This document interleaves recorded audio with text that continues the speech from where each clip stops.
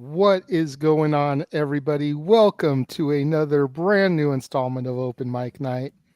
And can we really have a rerun at this point? Like, I feel like Open Mic Night's the type of show that you don't have a rerun for. So every episode is brand new. Very much. Joining me, as always, the simple man Noah Foster. Joining us for the first time in the longest time, as Billy Yes. Joel would like to say, Yes. the West Coast professor, Jeff Mother effing Meacham. That's right. It's Saturday night. We can use him by the effing tonight, bitches. There you go. Enough said. James has messaged me. He said he will be along shortly. He is powering on his computer as we speak. So we've got James Hebert on his way to join the panel. Which was a bummer. I was going to totally freaking out him and call him on the bat phone here, but it didn't work out. So, oh, wow. What is up, Psycho Jet White? Thank you for joining us. Psycho Jet White. Yeah, exactly. There you go. What is up, Safit? Thank you for joining us. This is an interesting week because honestly, there wasn't a whole lot of like major dirty news to like get into. No, a lot of friggin' death though. Jesus, that friggin' thing was 30 seconds, and I had to divide it into 4 just to make it 30. Yeah, that had to be difficult to be the one producing that. Ugh. But we do appreciate all that you do for us, sir. Thank you. Well, it's one of the. I mean, I had I put up the one for Miss Lansbury when it happened, and I had the. JJ will know where that particular version of Tales Old as Time came from because it was from Once Upon a Time when Rumpel and Bell did their thing. But then I had Robbie's backed up with the Haggard theme, and then I found out that Ted passed, and I forgot about art. So I was like, okay, I'm not going to have music. It's just going to get too complicated. I'm going to be disrespectful playing the over Ted. So that's a little inappropriate. Yeah, I figured, okay, just quiet. That works too. There you go. Psycho Jet White, you have nothing to worry about on my end. I still haven't seen it either. So definitely not going to spoiling anything on our end. Oh, Daniel, glad that you just got back from seeing it also. Yeah, I actually had this image loaded in for last week and forgot to show it. Right. That's straight out of Jamie Lee's mouth there. So, definitely making sure we get that a little bit of love here again tonight. Yes. Don't be one of those guys. No. Hassan, hello. How's it going? I do find the complete and total disparity amongst the crowd as far as they either love it or they despise it. There are a few in the middle. I'm not going to lie. There are a few people that are, finding things to like and dislike about the movie. But man, the people that are strong one way or the other, they are strong one way or the other. So that's to be expected, though. I mean, when you've got a franchise that has been going since 1978 at the end of the day for over 40 years. Yes. It's going to be something that's very divisive. Yes. That's why the Rob Zombie movies sit the way they sit with people. They either love them or they hate them. Yes, exactly. And you know what? I'm kind of glad we started off on this Halloween topic because I did have one non-wrestling topic that I wanted to bring up. I shared the link to you guys in the chat, the group chat. That way, those of you who maybe don't follow could get a little bit more educated on the thing. Right. Hello, Stat Boy. Thank you for joining us. Yeah, quite the day in hockey. Kings won! Woohoo! That's always a good thing. 1 and 2, but damn it, they won today, so who gives a shit? But rough week. So the non-wrestling thing I wanted to talk about, we'll try to go over this quickly because we are by and large a wrestling topic show. But apparently Harrison Ford has been confirmed and announced to play Thunderbolt Ross from the Hulk series in the MCU. He was previously being portrayed by William Hurt, but unfortunately William Hurt passed away earlier this year at the age of 71. Right. You know, I'm pretty steadfast about my feelings in this, Hmm. and it's going to be a hot take here. I actually talked over this a little bit earlier with Cece, my girlfriend, Right. and she kind of gave me her side of things, and I can kind of see things from that perspective. But at the end of the day, and let me just say, none of this is a slide on Harrison Ford. And just before we start getting those type of messages, I see comments are popping up, but I want to focus on my little diatribe real quick before I get to the comments. So please be Eh, patient with me in the chat room. shoot. I love Harrison Ford. Been a fan of Harrison Ford pretty much all my life. You know, Han Solo, Indiana Jones, The Fugitive, Air Force One, you know, you name it. Even saw Witness back in the days, Oh my goodness. you know, on VHS. It's Way a back throwback. before Noah and James were even born, and I think Jeff was like 2 when that movie came out. So, you know, Eh, This guy thinks so. I'll look it up. I'm pretty sure you're right. so I love Harrison, but I don't know if casting an 80-year-old man into the heart of this action movie juggernaut franchise is the right call. You know, he's already said that this latest Indiana Jones movie is going to be his last one because, to take a phrase from Roger Murtaugh, the Lethal Weapon series, he's getting too old for this shit. Yeah. But now you're going to throw him into the MCU, and Thunderbolt Ross becomes Red Hulk. Yeah. So now Harrison Ford has to do mocap and stuff. And anybody that's seen any of these behind the scenes documentaries about what mocap people go through, it's not a walk in the park No. for an 80-year-old man. No. So I don't know if casting him is the smart decision. And then the other side that I'm looking at, and granted, the name I'm about to bring up here is only 2 years younger. So what's 2 years really at that age? Right. But why didn't they go back to Sam Elliott, who played Thunderbolt Ross in the 2003 Eric Bana movie, now that the multiverse has been shattered wide open? Right. We've had Patrick Stewart come back as Professor Xavier. We've got Ryan Reynolds as Deadpool, who's going to be coming in. We had Evan Peters as Quicksilver, Pietro, come on to WandaVision from these other universes that the MCU has now kind of like reacquired and claimed. We had Right. Ryan announce Hugh Jackman coming in. Why not just tap Sam Elliott now that the multiverse has already been shattered wide open? Have him return as Thunderbolt Ross. This is where I'm coming from on it, and this is my thought process. If anybody in the chat room wants to sound out about this, I will gladly throw your comments up.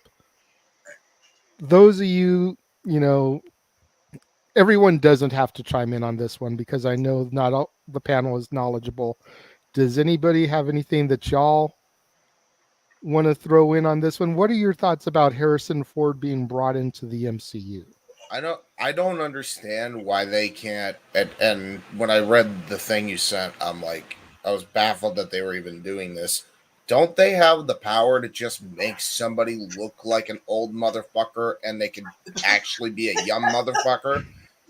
that's called Is They it sure is it are. that? CGI. No, it's not. It's also called makeup. They've done that before in Yeah, regular that's makeup. true. Hollywood. They fucking did it to Bischoff, and nobody knew what the hell Bischoff was, and then he took off the makeup, and then it turns out, oh wow, he's not actually the pastor. So Mikey, I to mean, answer your question, Mikey, Thunderbolt Ross is supposed to factor into the next Captain America movie, which is tentatively titled Captain America 4 New World Order. So, you know, there's a oh, whole kind of level of jokes there for Jeff. what a whole missed But then opportunity, man. New, Why new, couldn't they have new, called new, it new, new, Captain new. America 4 when he throws his mighty shield? the next one, the next movie after that is The Thunderbolts, which is the Right. team that he leads and is named after him. So Yes. they're definitely going to need him for that. So Where they go with his character post that is questionable. That's why I say, you know, like he very well could end up turning into the Red Hulk. He could die, you know, the but is this MCU a smart is move? the MCU is one of those, we don't know what to expect now because they're not sticking strictly to, Marvel canon going back to Stan Lee when he was a teenager back in the 1700s. So, I mean, we've got a lot of things to work with and a lot of different universes. Clearly, like you said, the multiverse is open. Couple things. James had a great point with the makeup. I cite the appearance of Dr. Loomis in Halloween Kills as a great example of old-fashioned style movie makeup and voiceover fooling any damn buddy. Right. I could have sworn above anything that they took old footage of Pleasance and threw that shit in their CGI. And I was wrong, and I was flabbergasted that I was, because that was straight up makeup and somebody else's voice. I was what the fucking the whole time. So there's that point. With the motion capture, Jay, yes, they will need him for motion capture, but things have evolved so much now that they could still motion capture Harrison's face. That's one of the points Cece brought up. Plaster it on, Sam Elliott's body. 2 years is not a big deal, so why bother? That's stupid, like you said. But they could, motion capture onto a 20-year-old's body, and he could be bounced off the damn walls for real because 20-year-olds have that lit energy. Like because you could just get the old dude's face and then just plaster it on a new guy. And do it for freaking the motion capture. I personally believe casting Harrison Ford. Yes, they should. I feel that you're right, Jay, because I'm one of the few people that has come around on the Eric Bana Hulk, and especially now the multiverse is open. Bring him back. It's already there. It's already kind of established-ish. If they're go with the multiverse thing. And at the same time, I think they cast Harrison Ford for a couple reasons. One, they see that Indy is done. As far as Marvel, which is, owned by somebody else right now. And the two franchises that Harrison inhabits most frequently in his career are both owned by this guy at one point or another. And his character in Star Wars was, quite frankly, ousted like a bitch, I think, in Force Awakens. Yeah, he got the cool moment in Rise of Skywalker where he got to help his son redeem, and that's wonderful. Oh, did I spoil it? I'm sorry. It's been a few years. Get over your damn selves. So I think maybe Disney, Marvel is like, okay, he's been in Star Wars, he's been in let's throw him a quick bone in Marvel and let's just let him have a little more fun. Now, if it gets to the point where there's going to be Red Hulk and he's going to be going down the line, maybe this casting looks a little bit oopsie in hindsight. But for now, if it's one and done, good on him to get a little Marvel payday. Not that he needs it, but right.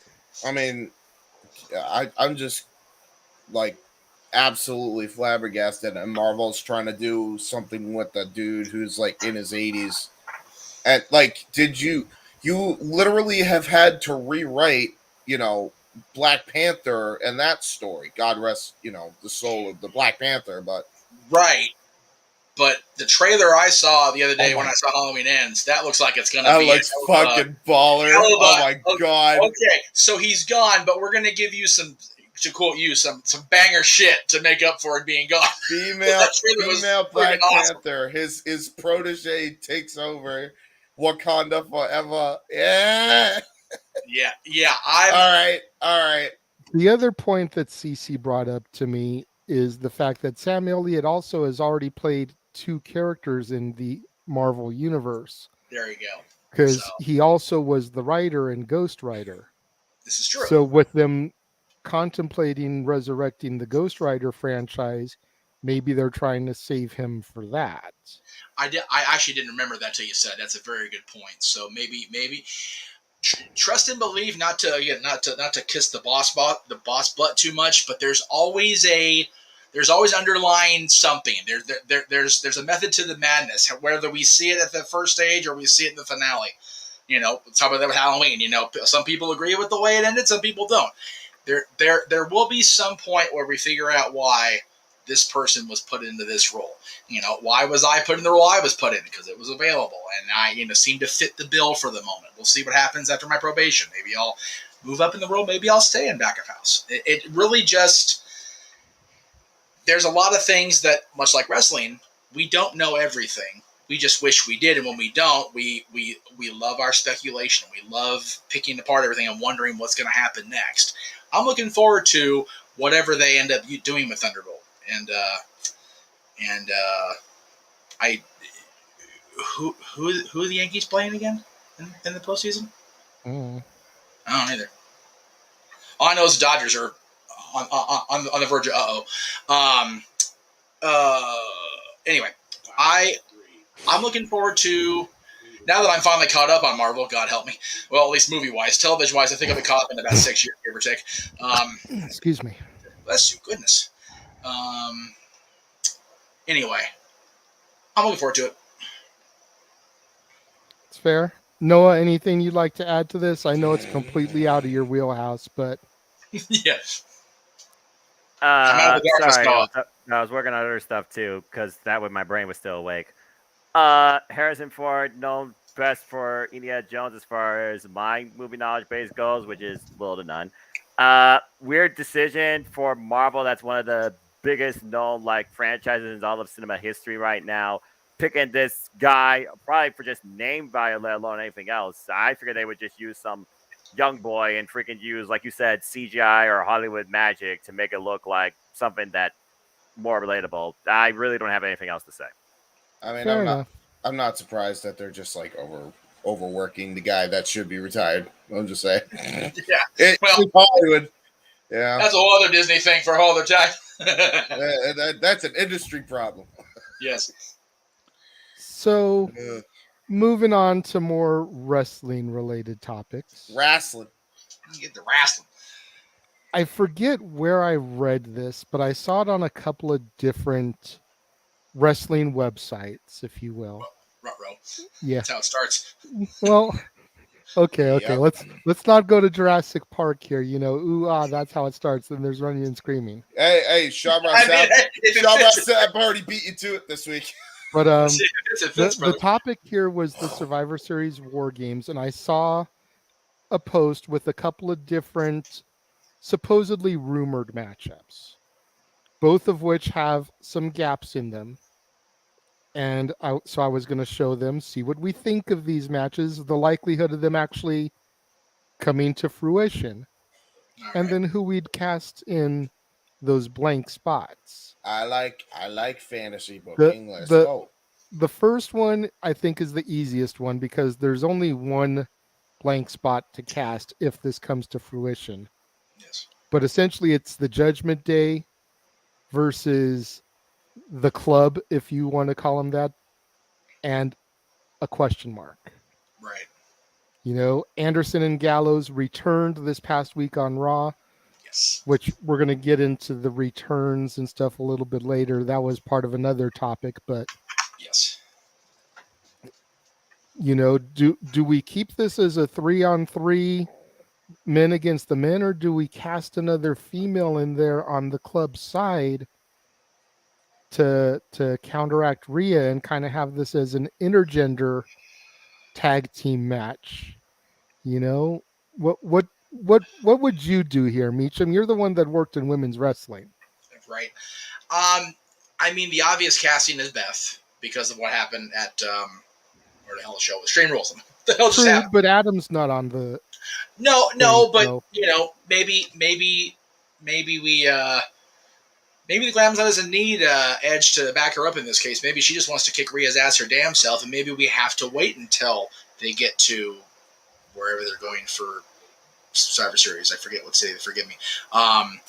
But does the image say it? She definitely owes her one. No. I mean, there's no doubt about it. Right.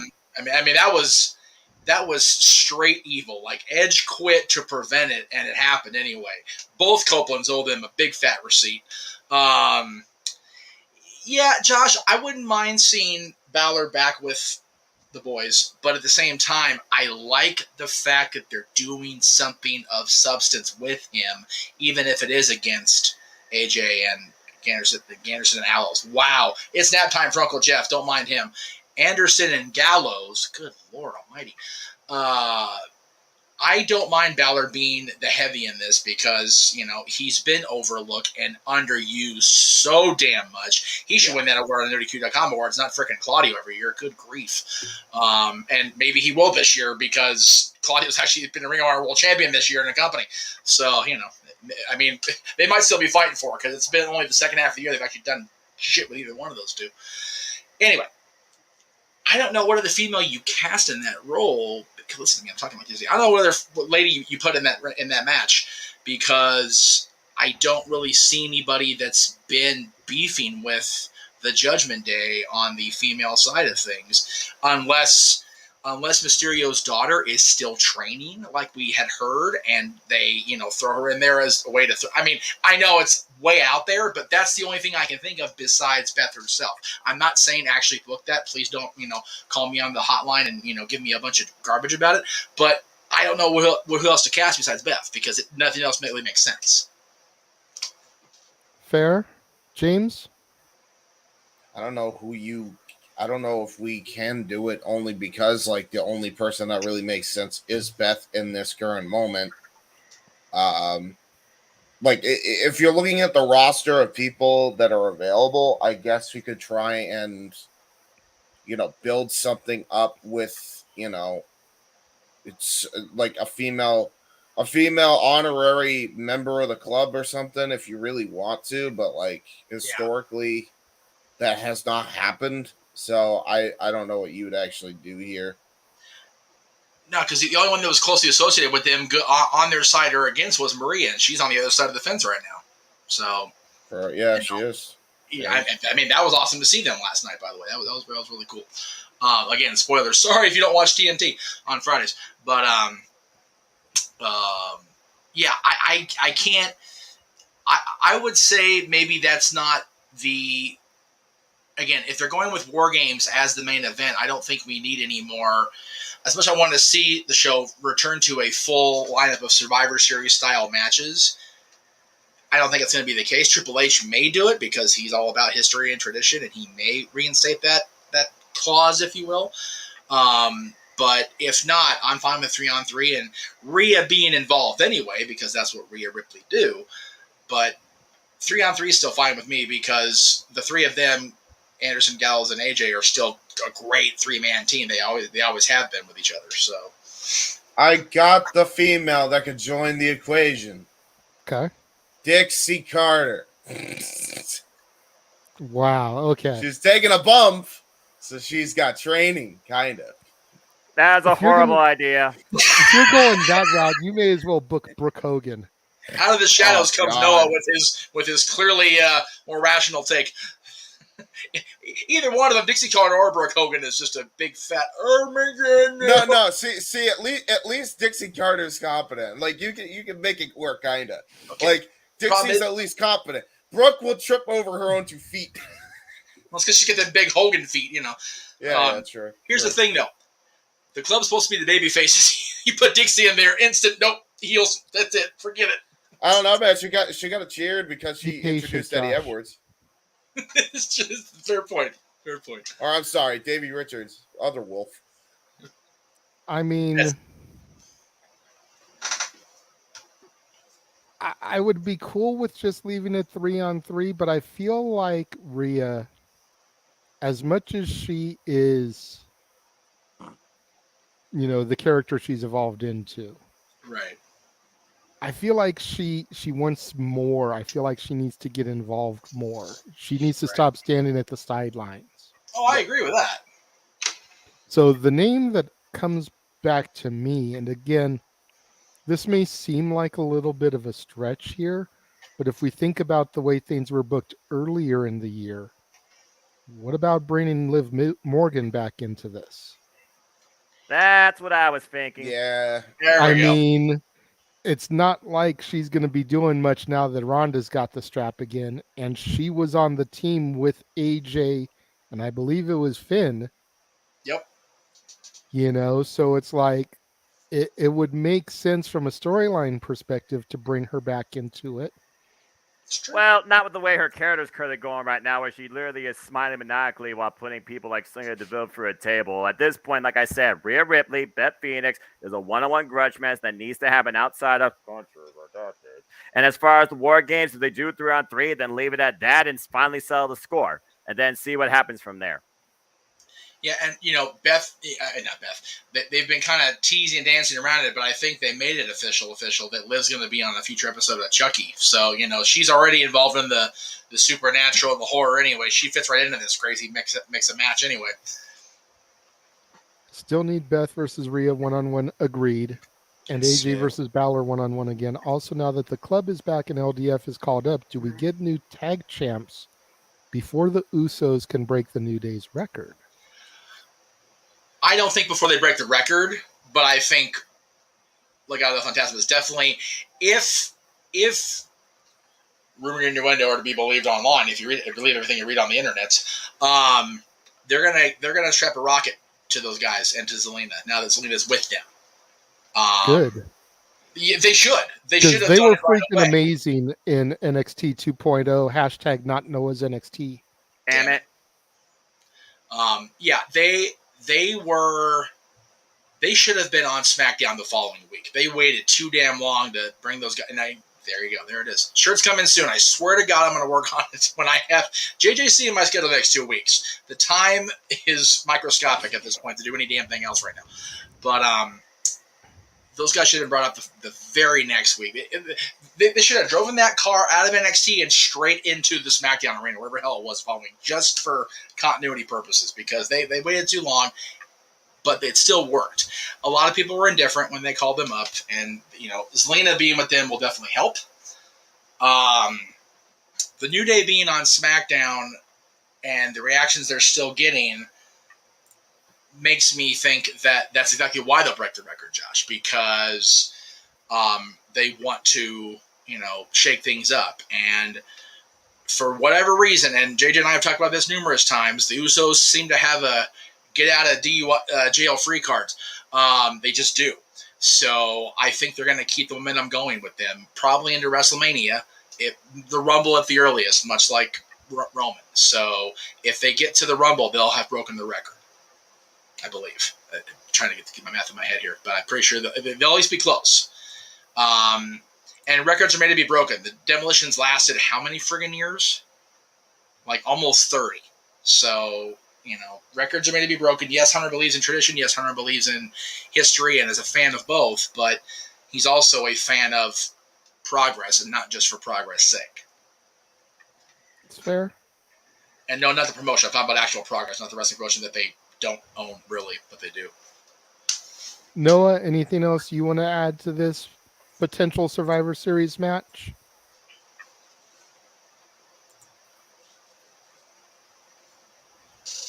Noah, you're on mute for some reason. I'm sorry, you were talking to me. I was dealing with something else. Oh, come on, man. You're on the air, man. Come on now. I'm good. Good. Look, I've been up since 8 a.m. I don't know what the hell's wrong with me. Anyway, as far as this goes, yeah, Beth Phoenix, Rhea Ripley should be 1-on-1. Do a War Games. If you're going to do War Games, might as well just be 3-on-3 and go from there. I really don't have a lot to say about this Judgment Day, Beth Phoenix, Adam Copperland confusion picture, where you now got the club, the OC, back in WWE. I don't really have much more to say about this right now. It just sounds like to me there's just a bridge point between Finn Balor versus AJ Styles, and if it doesn't happen the same night, it has to happen at some point. Beth Phoenix versus Rhea Ripley, and hopefully that means Rhea Ripley finally goes on to challenge for the Raw Women's Championship, as she should have been earlier this year, but due to injury, that wasn't meant to be. I don't have a whole lot to say right now on this Survivor Series. I'm still antsy. It's fair. Well, the other rumored match that I've seen goes back to the comment Josh made about the bloodline. And this one, we've got a whole lot more gaps to fill in. Yeah, I'd say so. Who would be on Bray's team? Would this be the official reveal of who the Wyatt Six are? If you think you're finally got a force that beats the bloodline on a pay-per-view, then I guess so. But that's still a huge, big if. Yeah.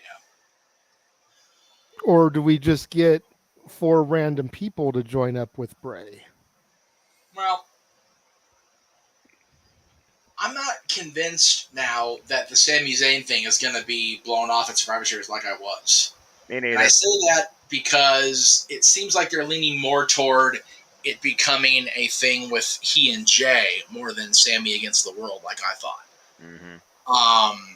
And let me just say that promo against Logan Paul, that was great. Like, if you go back and you rewatch it, Sami totally made Roman break character there. Both of them, him and Logan both were both cracking up.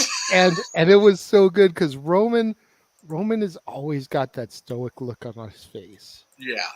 Yeah, true. So the fact that Sammy was so on fire that he could break Roman. Yeah. Like From what? Cece even saw it this morning because I went to go watch last night's episode, and for whatever reason, Hulu had last week's episode. But not last night's. No. So I put it on and like I'm rewatching it. I'm like, this looks like last week, but I'm gonna leave it because you haven't seen this yet and you like Sammy, so I'm gonna let you see this real quick.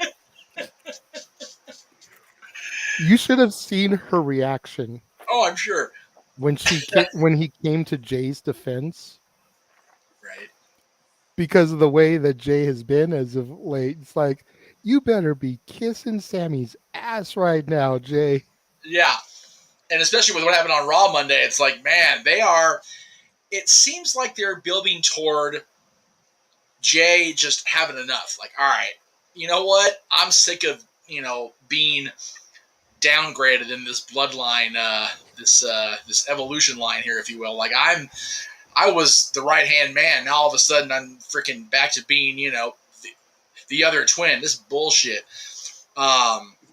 I also found it interesting, and Aaron pointed this out in a post that he put up on their DQ, that they actually had an interview go out where Solo mentioned he hadn't seen Roman in like 20 years prior to Crunchyroll. Yeah. So that's interesting that actually got out there, because that just means there was, at least on the surface, some sort of disparity between Solo and the rest of the family, which could lead to something down the line, as I believe Virtue mentioned that on Twitter. I could be wrong. A lot of tweets going out this weekend, to say the very least, from everybody about a lot of things. Mm-hmm. So my thinking is, I think they had the characters out there for Bray's return. Now, I didn't get to be on last week because I was literally, I messaged Jay how soon after you guys signed off last week? It was like minutes, right? Yeah, he messaged me like maybe 15 minutes after we had finally pulled the plug last week. Yeah, when you guys signed off, I was still on property. By the time I got to the bus stop, it was already been done past. I was like, shit. I was hurrying, man. Once I clocked out, I was moving down Harbor. JJ knows how far it is to Catella. I was motoring and it still didn't make it. Anyway, I think the characters were there just to let people just build in their own minds between the guys at home and the people in the arena. Like, oh shit, it's really him. Oh shit, it's really him. That way when he came out, the freaking pop was orgasmic. And it was. I don't think we're going to see those people going forward. I liked the theory that was brought up a couple weeks ago as far as filling the gaps, as you mentioned, for this topic. But I think it's going to be one of those, they're going to put people in there that are beefing with the bloodline, because you want to have the main eventers in War Games. That's what War Games is. It's the solid, dominant faction, the Four Horsemen, against people united against a common enemy, the Four Horsemen. And the originals, it was the Superpowers and America's team, Dusty and Magnum. Actually, no, Magnum was already hurt by then. Dusty and Nikita, Dusty and Nikita and Legion of Doom. Those Red Warriors and Paul Ellery. So in this case, it'll be the Horsemen being the bloodline. On the other side, Bray, because when you really think about it, Bray finally got that last world title win, and then he lost it a week later because of Roman coming back. Exactly. And signing the contract on the way down. Him and Strowman beating the shit out of each other for the majority of it, then Roman coming in and picking up the scraps, much like a buzzard. So he's got beef with the bloodline as a result of that, because this whole 2 years of dominance started at Bray's expense and really was the beginning of the end for him anyway, amongst other things. Creative. Sorry. We'll cough there still. To counteract Sammy, I think we still have to go with Kevin Owens. Absolutely. Owens has to be in that match. If we're going with the people being there with beef, it has to be Kevin. I heard there were rumors that the Brawling Brutes they were thinking of putting in this match because of how over they've been getting lately, to be honest. I did hear somewhere in the mythospheres, or the mythosphere, if you will, that could be a potential team that they could put in this, which I wouldn't be against, honestly, considering how fucking great they are now. So. never a problem with three pretty tough Irish bastards being in a War Games match. I'm okay with that, just on surface, because it'll be a fight, as it should be in War Games. But I think you need to, and again, a lot of these feuds have already been settled. The beef is, the dust is settled, whatever you want to call it. But if you're going to put anybody in there, as far as main event talent, and JJ's going to be mad at me for one of them, so sorry in advance, Jay. Drew needs to be in there because he's had recent beef with Roman. Bray as the head or whatever. Owens because of everybody involved. Maybe not all the Brawling Brutes, but Sheamus, I think, because for whatever reason they don't want to pull the trigger on putting the IC belt on him. They want to keep it with Walter, which again I am mad at that. And fifth person, there's some options. I mean, Strowman, if they find a way to make it rational in the next however many few weeks it's going to be until Survivor Series.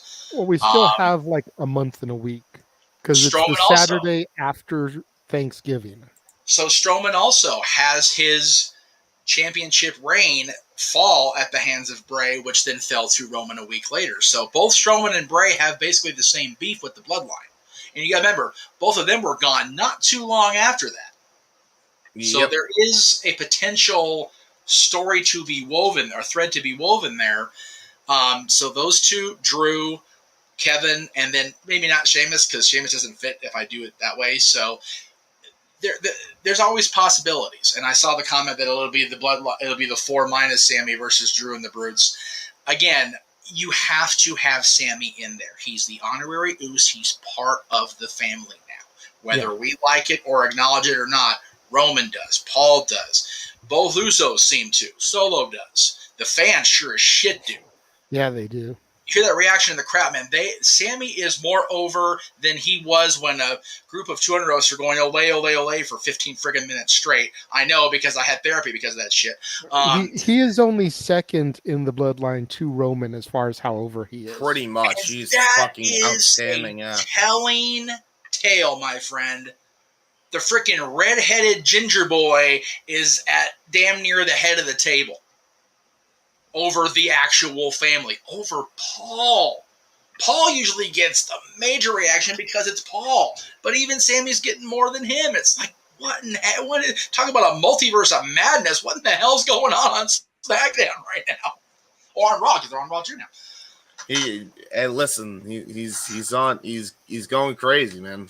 Both of those guys, and again, I have shit on Kevin Steen since I knew how to shit my damn self in my adulthood. But man, Owens and Zayn both have been just so good lately. And going back to Josh's comment about the 4 minus Sammy versus the Drew and the Brawling Brutes, not to sound like a dick, Josh, but unless you have the Booker's report there in front of you, you don't know what it's going to be any more than we do. The whole thing we're discussing right now is rumored matches and how we'd handle them. Yeah, nothing They've only got Roman versus Logan Paul officially announced for Crown Jewel, which is happening in a couple of weeks. Right. They still need to get past that before we really start getting matches announced for Survivor Series. Yes. So what we know for sure is Halloween Havoc matches and the one match for Crown Jewel. That's what we've got. Yeah. As far as WWE is concerned. Yep. Minus what I sent JJ on social media. They're going to have it on TV next week, which is every damn thing. Like every show is throwing shit at us all week. I love it. Yeah, I mean, this show is going fucking insane. They'll probably book some random ass team and be like, "Hey, here it is." Well, but here's my counter to that. If we're talking about, we've all been talking about since June how the creative direction is shifting and how the authority seems to be doing what they said they were going to do years ago and actually listen to us and actually, give more of what we want. I don't necessarily know if a return to full-on traditional Survivor Series is the way to go. Because, you had at the core of the original show was the Hogan-Andre beef, which, led to the main event and the controversy with the Hebners and then WrestleMania 4 in the tournament. But, other than that, it was just the baddest asses of the heels versus Hogan and his top, babyface lieutenants. It's still kind of a throw together, right? I think Survivor Series would work best if, yes, we do have, Survivor Series matches, just not every single match be that way. And if you're going to have matches of that sort, you need to have people with common enemies and common, wanting common solutions to the problem, because that's what War Games was. Like I said, the Horsemen were ruling the NWA and Jim Crockett Promotions in 1987. They ruled it with an iron fist to the point where everybody was the enemy, so everybody made sense. Even JJ as the manager, still had the, that's right, cock of the walk, because he was managing the champions. That's what JJ Dillon did. And that's why he was in that first War Games, because he needed to get his ass whooped just like the rest of them did. And Dusty and Nikita and the Road Warriors and Paul Ellering were in there to wage war on these evil corporate conglomerate assholes. If you have a common ground, like the 5 people we're talking about would be against the Bloodline, then that's the perfect way to go. 1995 randomness, not so much. Okay, well, I mean, 1995 randomness, try 96 uncensored. Well, no. Oh boy. Well, no, but I mean, there was a literal match in the 95 Survivor Series that was called the wild card match. Yeah, true. Just for no particular reason, you had the heel British Bulldog on the same team as babyface Shawn Michaels and babyface Ahmed Johnson. Like, what the So what you're saying is the wild card rule always existed in Vince McMahon's weird ass head. Yes, but yes, unlike the back of JJ's Renegade shirt, we don't talk about 1995 New Generation WWF. It didn't happen. Just kidding. Yeah. Better off forgotten at this point. As far as Survivor Series, what it used to be, probably better off forgotten too at this point. Because like you said, going back to the way it was with brand warfare, traditional elimination matches, it seems like that's just a dying fad now.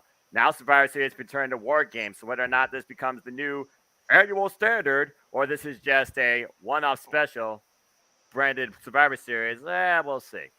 Yes, exactly. It's 2 cages. It's taking place in Boston, and I can't go. I'm kind of sad. I can't go to AEW this week because I'm broke. Fuck. If it's in Boston, how about we finally get the 2 people back that we've been talking about on the female side in some sort of match, especially one that, I don't know, originates in Boston. Oh. And the other one happens to be married to the Bloodline, just saying. Add more to the Bloodline. Get them tag straps on them. Hey, Sammy's going to be excommunicated eventually. It's going to be a thing. So they got to have somebody to fill the seat. Oh. Yeah, Sasha could work. Well, I meant Naomi since she's married to the Bloodline, but Sasha. Well, yeah. But I'm saying, like, Naomi and, the tag team. Yeah, they'll probably just hire somebody and not my NXT and rename her. I've heard rumors about Reka Tahaka potentially being part of the Performance Center now, and she definitely is. Tonga, she's got that Simone background to her. So, I mean, there's that. They can't get Naomi. Simone Johnson. That too.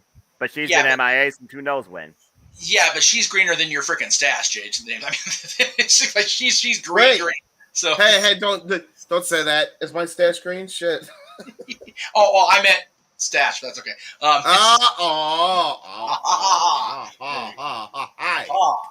right. Fly me to the moon. Jade is like, damn it, among the stars. Back, I lost control.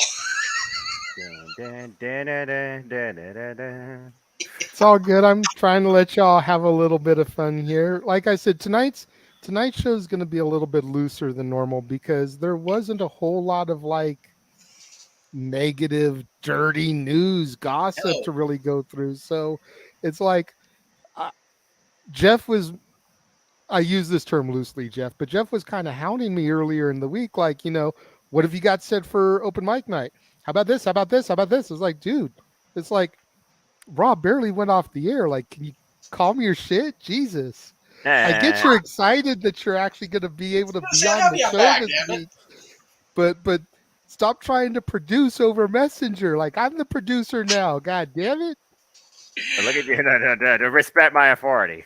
I work for a person that has ears bigger and a head bigger than mine. Give me a little slack. Well, the next thing we're going to go to discuss, there's a few different layers to this onion, if you will, that I want to discuss. Oh, no. I'm going to be a little bit of AEW conversation, Oh, yeah. and it's actually not all negative. Oh, that's always good. It's actually pretty much positive for the most part. So, breaking news came out that per a discussion with the Hollywood Reporter, Warner Brother Discovery U.S. Networks Group chairperson and CCO Kathleen Finch revealed that the group that owns TNT and TBS has its eyes set on expanding AEW programming outside of its content within the ring. Quote, one of the things that we're doing around sports is creating shoulder programming to hold on to those fans, said Finch. AEW pulls huge numbers, so we are working with the wrestling team to figure out what kind of new content we can build that's not in a wrestling ring. This is definitely a positive sign for AEW, whose contract is up in 2024. So, going to the two bigger of the AEW fans in the chat, what kind of content and stuff do you think they could produce here to try to bring even more eyes to the AEW product? And could this expansion finally lead to the Reign of Honor deal that we're like clamoring for ever since Tony announced buying it this year? Noah, you go first. You've been the quietest this week.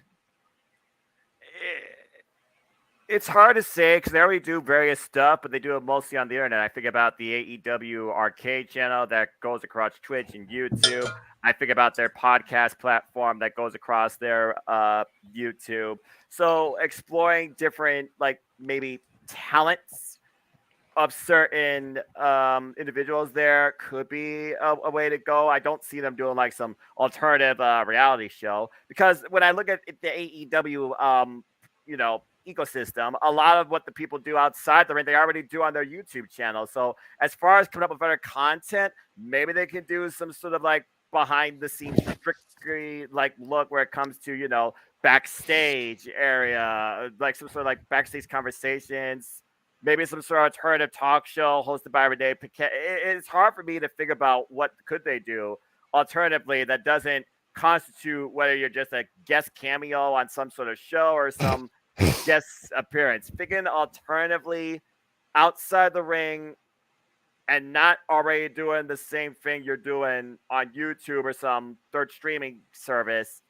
It's kind of hard for me to figure about at this point because it's not like AEW has their own network where you see what the WWE Network did in their heyday when it came to moments, countdowns, spin-off specials, short-term, superstar particularly hosted series. I'm not exactly sure what they could do outside what they are doing right now across YouTube, Twitch, and in their own personal time on their YouTube channels, some of them to a degree. I'm kind of stumped. Well, the first idea I had, and then we'll turn it over to James, was to kind of do like WWE has done with the biographies and do hour-long specials about some of their talent, especially some of the talent that they've had or that's been around for a long time. Your Stings, your Jerichos, your Christians, even your Moxleys, your Claudios, And maybe focus your on Bryan like the Danielsons, ones your that are Punks. not as well known.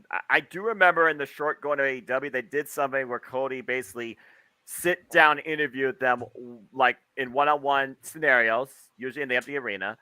And it was basically entitled From Undesirable to Undeniable. And it gave a little bit of backstory towards them and why they pursued the way they chose to in this industry and what they hope to see come out of AEW for them too. So I do, but again, already been done to a degree, but maybe expanding on that, not a bad idea. Yeah, I mean it's a formula that's known because, and you can ask Jeff. One of my favorite things about the old WWE DVDs was the hour, 2 hour bios. Getting to get behind the story of who the person was, why they got involved in wrestling and everything, similar to that one-on-one talk you were talking about with Cody and the talent. I think it would be a great way to expose the casual fans to some of the lesser known AEW talent, the originals, if you will, Right. while also factoring in some of the more legendary talent, like I said, your Stings, your Jerichos, your Danielsons, that you know will catch a huge rating. Yes, they won't be able to use their WWE footage, but they've wrestled in enough places that they can, they can probably talk to the TNA people and use some of the Impact footage.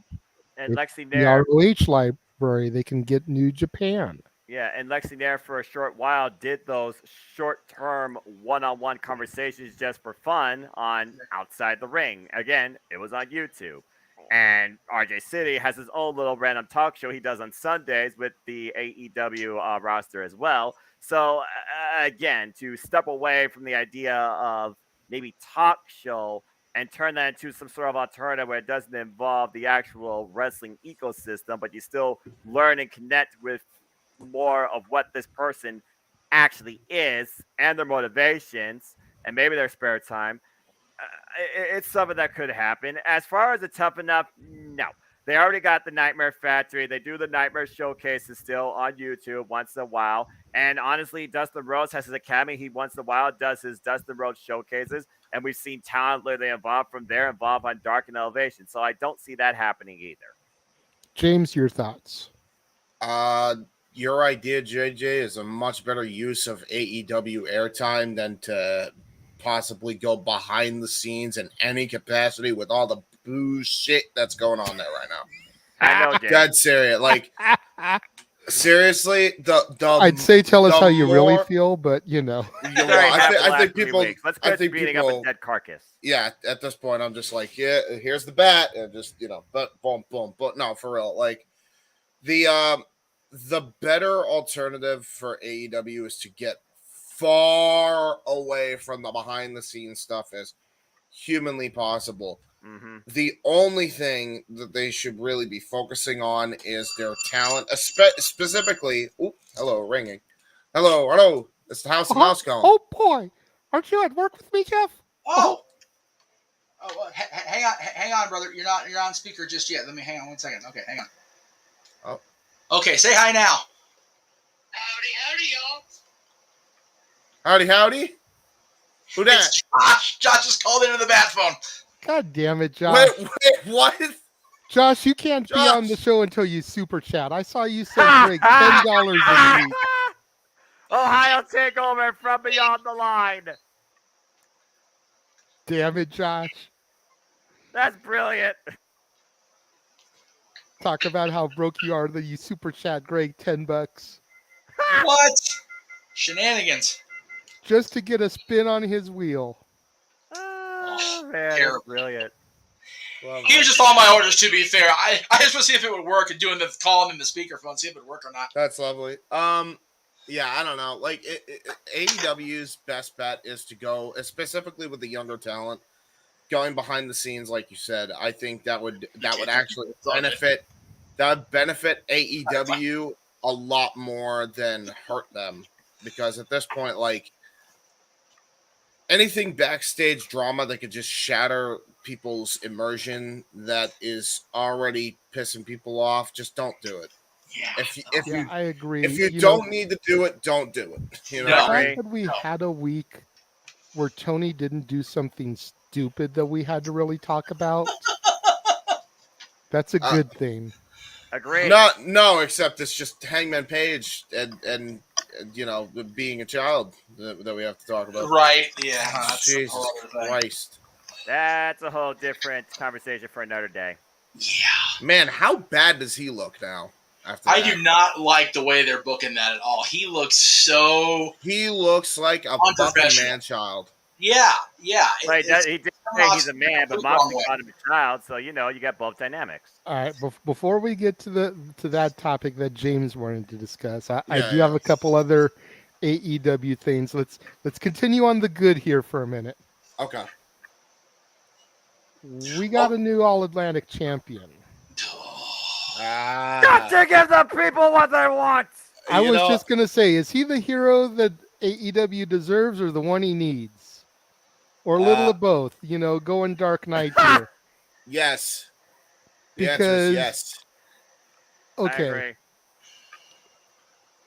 I tweeted right after I saw that picture. By the way, I said, "Can you unite the IWGP Big Pacific title with the AEW All Atlantic in a tournament in Rio de Janeiro?" Asking for a friend, and added Orange Cassidy. Pat Patterson's the friend. Anyway, carry on. I love Pat. God rest his soul.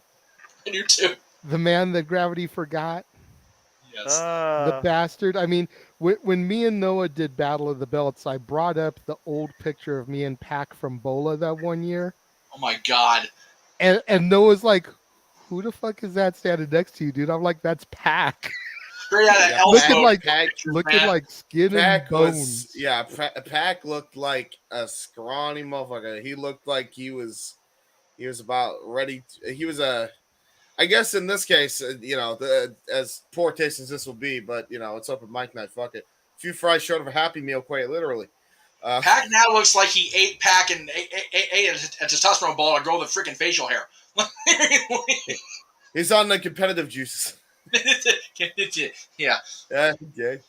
But yeah, like I saw that and I marked out so big because it's like I don't know what it is about Orange Cassidy that gets my attention. I really don't. Because on the one hand, he's got that stupid, lazy, nonchalant offense with those kicks and everything. But on the other side, and I know Jeff's the only one who gets this reference, but he reminds me so much of my buddy Ryan. Oh, yeah. When we used to do our wrestling, he went by the gimmick Dub R Swift because his name is Ryan Ramos. Dub R Swift. And to kind of take a parody off The Rock, he did a leg drop with some flair. He called it the leg drop it like it's hot. Yeah. And like some of Orange Cassidy's offense very much reminds me of Dub. It's not hard to book, just to find. And then like you get the shit of him with his hands in his pockets, doing back body drops and shit to people, and it's like that takes some athleticism, some skill. Like, you have my attention now, fucker.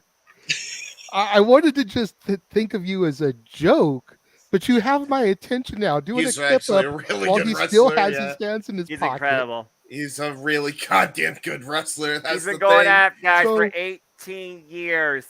So when that happened, I'm like, man, I'm sad that Pac lost the title, but god damn if he didn't deserve that shit. He's been there since day one. For 3 years, he has not held any sort of championship. And he and Pac's rivalry goes all the way back to AEW Revolution 2020, 2020. they kept talking and that was about the that on match the where show. both Pac and Orange Cassidy arrived, honestly. I mean, so that's why I came back to that Dark Knight quote, because it's like, is he the one we need or the one we deserve in this case? Because Pac was a damn good inaugural All-Atlantic champion. You Yes, he hate was. to I see will not that deny reign that. come to an end, but you're so happy for Orange Cassidy. I just hope that now that you brought this up, they take this idea and run with it and like call him the Orange Juice as opposed to the Red Hood, and all the Red Hood garb is like turned into orange shit. That's his gimmick. God damn it. He's already got the orange punch, damn it. Yeah, exactly. The So orange it's now in juice. the universe. It's now out there, and we know Tony watches. Thank you in advance, James, for ruining Orange Cassidy more than he already was ruined. There you go. Good job. Orange Cassidy will just be like, whatever, Jeff. Trust me. He won't That's go true. along with He that. will be like, whatever.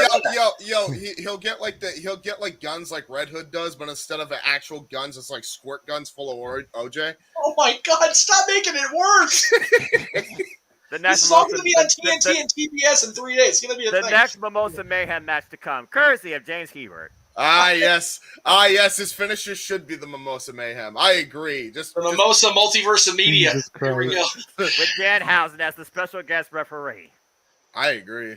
No, you even more wrong Fuck for it. that. Okay. Anyway, Hey, No. we're just gonna keep going down this way. Fudge it. Why That's not? right.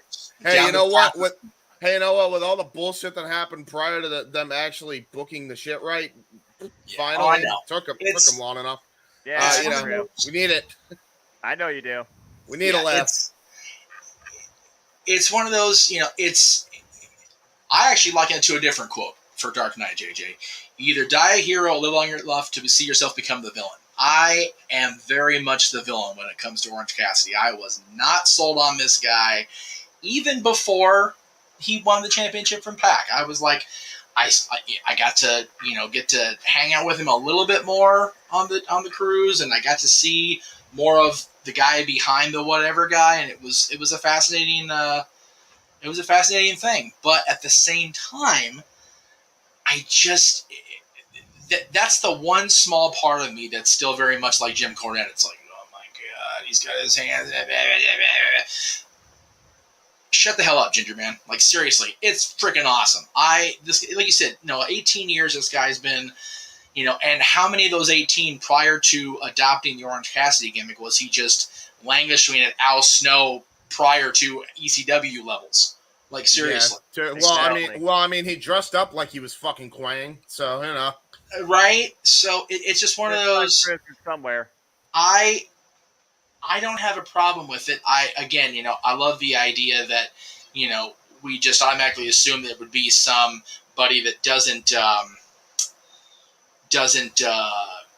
necessarily have that all Atlantic feel, like somebody that's not from the United Kingdom. And Josh is going to keep going until I get him back on the phone, so I'll go ahead and address him now. I hated missing Greg's show on Wednesday. I had to run errands, and it sucked. I had to do a grocery run on the bus. That was a pisser of a Wednesday. I fucking hated it, and I wish I was on the air with you there or not. So, no, you're wrong. Cool. Anyway, Well, because he had paid the money for the spin wheel, right. Greg had to do an entrance. He had him do the beautiful people. Oh, I know, because Greg said that you would have been Velvet. No, I popped it in the chat at the end. The thing is, that only works if we're actually together. Because Greg, the only way it would have worked is if the screen would have been, on top. That way I could have done the Velvet thing, or if we were actually in the same room. Either way, it doesn't work. And what type of pigeons are we talking about here? What the fuck is going on? And now that Noah and James had the image of me in the Velvet Sky Roll, I'm going to go ahead and keep going forward with the other point. Bro, there's no. Let the seagulls loose. You can't just do it to Noah and I. And then here we go. No. We have officially lost Noah. Where's the Come please back, standing Noah. by thing when you need it? So Noah, come back. Noah, come back. It's okay. Don't be scared. What the hell are we talking about? So yeah, I just don't have a problem with it at this point because, like I have preached for a year or more, he'll come back. It's all right. Just let me finish my point. It's fine. All right, go. Anything you've watched since 1982 or 3 has not been professional wrestling. It's been sports entertainment. Orange Cassidy is a perfect example of that. Yes, he's got a goofy, laid-back, lazy, stupid-ass gimmick. But when you turn the guy loose, even with his hands in his pockets, he can wrestle circles around any 4 of us or half the people on that damn roster now. So I'm okay with it. The All-Atlantic thing, I don't even know where he actually resides. Maybe somebody can look that up for me here in the room or somebody in chat where Orange Cassidy is actually originated from, besides wherever, as Justin Roberts would say. Because if he's an East Coaster, then he qualifies for the All-Atlantic Championship reign because he's on the East Coast. If he's from here, then we'll have to do what James said, have a Pacific Championship, and we'll have unification in Rio with New Jersey. New Jersey. There you go. Dude, ain't getting more East Coast than Jersey. So there you go. The way I see it, all you have to really do is just bring back the IWGP Intercontinental title and then slap an AEW logo right above it. It all works. Hey, if Tony can buy Ring of Honor, he can buy the IWGP Intercontinental Championship from, I think, Naito and go, oh, new toy, cool. True.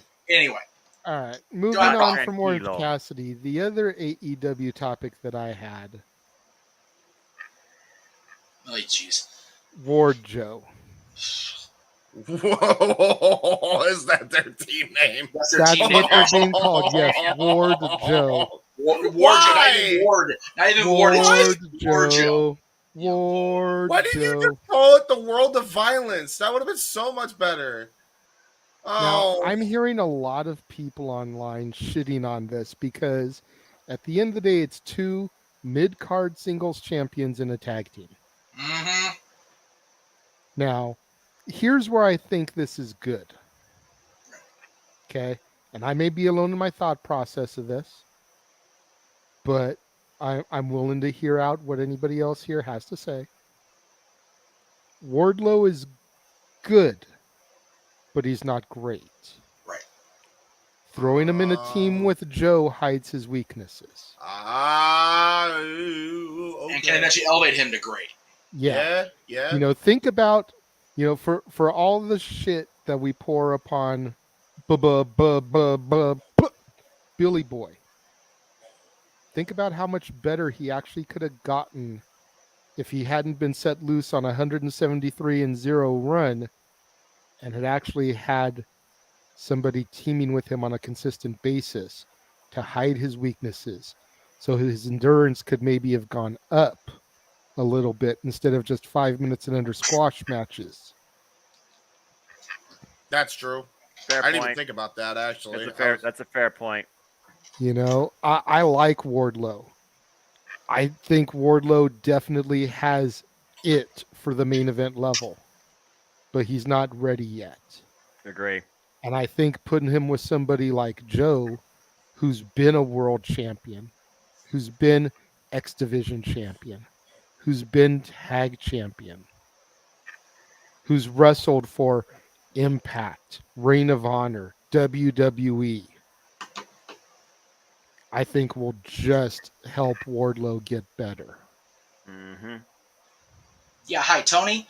Can you not with the Goldberg comparisons anymore? You're ruining the Renegades comparison status. He keeps comparing Wardlow to fucking Goldberg. Yeah, thank you. Well, now I can just compare him with Joe because he's teaming with Joe. Noah, are you still alive over there? No, we've lost Noah for good after the whole letting the seagulls loose thing. Don't worry, I'm still alive. I got some Gatorade left. I'm good. I'll be working on church stuff in the meantime. Per always, I'm good. And no, he doesn't need any more new toys. But I don't mind the idea of Cassidy being a champion as long as they actually do it right. Now with Wardlow and Joe, again, JJ, you make a great point. Two mid, for lack of a better term, mid card champions, because ain't nobody calling Joe a mid card as far as I'm around. No. Joe's awesome. No. Joe's gonna kill every damn buddy. And you know what? My daughter just came out into the room. I just have to point this up real quick too. She was actually in here watching Rampage with me during the main event. Yeah. And she said that Samoa Joe was, who is this mad ass Danny DeVito coming to the ring? Yeah. And I said, don't you dare disrespect Samoa Joe like that. Hey, don't disrespect neither one of them. You bet not disrespect Samoa Joe, calling him some Danny DeVito looking dude. Coming out to help FTR, who she's already said Dax looks like a white Steve Harvey. Yeah, and man. then she said today that if you put glasses on him, he's a bald Ned Flanders. Yeah, man. I don't know. We need to broaden my niece's television viewings. Clearly, good lord. I love the look on Noah's face right now. I can't tell if he's actually working on something else or he's dumbfounded. Both. I'll be fully honest, man. I guess that freaking dick tattoo, man, and more of a comedical joke than we thought, huh? She actually came over here off screen because she wanted to see the expression on Noah's face. Yeah, just so you said it perfectly, Jay. Iron sharpens iron, steel sharpens steel. Those two will definitely be beneficial to each other. I would love if they're not actually gonna fully pull that Ring of Honor trigger, which you don't know because we don't know when they're gonna announce anything. That's a hell of a way if they're gonna spin off Ring of Honor finally, have that be a perfect way to heighten both championships, because the Ring of Honor TV Championship, even at 12 years old now, still kind of seems like it's just kind of there. toward the end of the original run, if you're going back to the end of last year and then this year when Gresham and Bandito had their unification, the TV title was just kind of there, and I don't think it really was getting a whole lot of love. And when you figure when it was launched, it was all, Daniels was about it, Generico, Eddie, they were all into it. And then when Jay Lethal had it for however many years it felt like.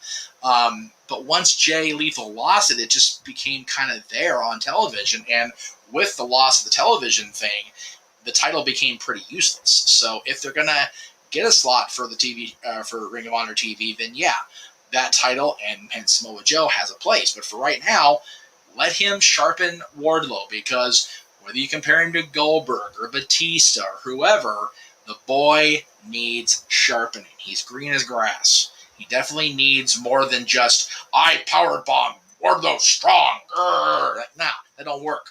It's weird because that's the way they portray him on fucking television. And like, I've seen his indie work prior to WWE. Not that way. He's not that way. No. So like, what have they done to where he can only, why can big beefy men only do powerbomb now? Yeah, well, this guy is as athletic as Brian Cage at this point. I'm about to say, you did see his moonsault off the top and the step up. He can do a goddamn swanton bomb. Yeah, there was a glimpse of the character when that thing with Max was oh so brief, but it was there. The character is there to be harnessed and unleashed on the AEW galaxy. Again, Jericho, you stole it from us, you bastard. You didn't invent everything, Chris. Sorry. Give a shit what you all say. I appreciate Jericho as much as the JAS, but let's be real. Probably more, honestly, if we're going to be truthful about it. There's definitely something there, and as long as they don't make it about Joe getting jealous over the young guy overshadowing him like they've done with Joe in the past with other storylines, then fine. They need to just let it be what it is, and then when Tony finally has the ability to put the cartridge in that gun and pull the trigger, then the Ring of Honor championships will be better off, especially with the Kingdom coming in to go after FTR. Let's not gloss over that for a moment. That's the next segment once we get past that. I understand that, James. I'm just, we'll get there, but the Ring of Honor championships have the potential to be something with or without Jericho as the world champion, and I think this is part of that.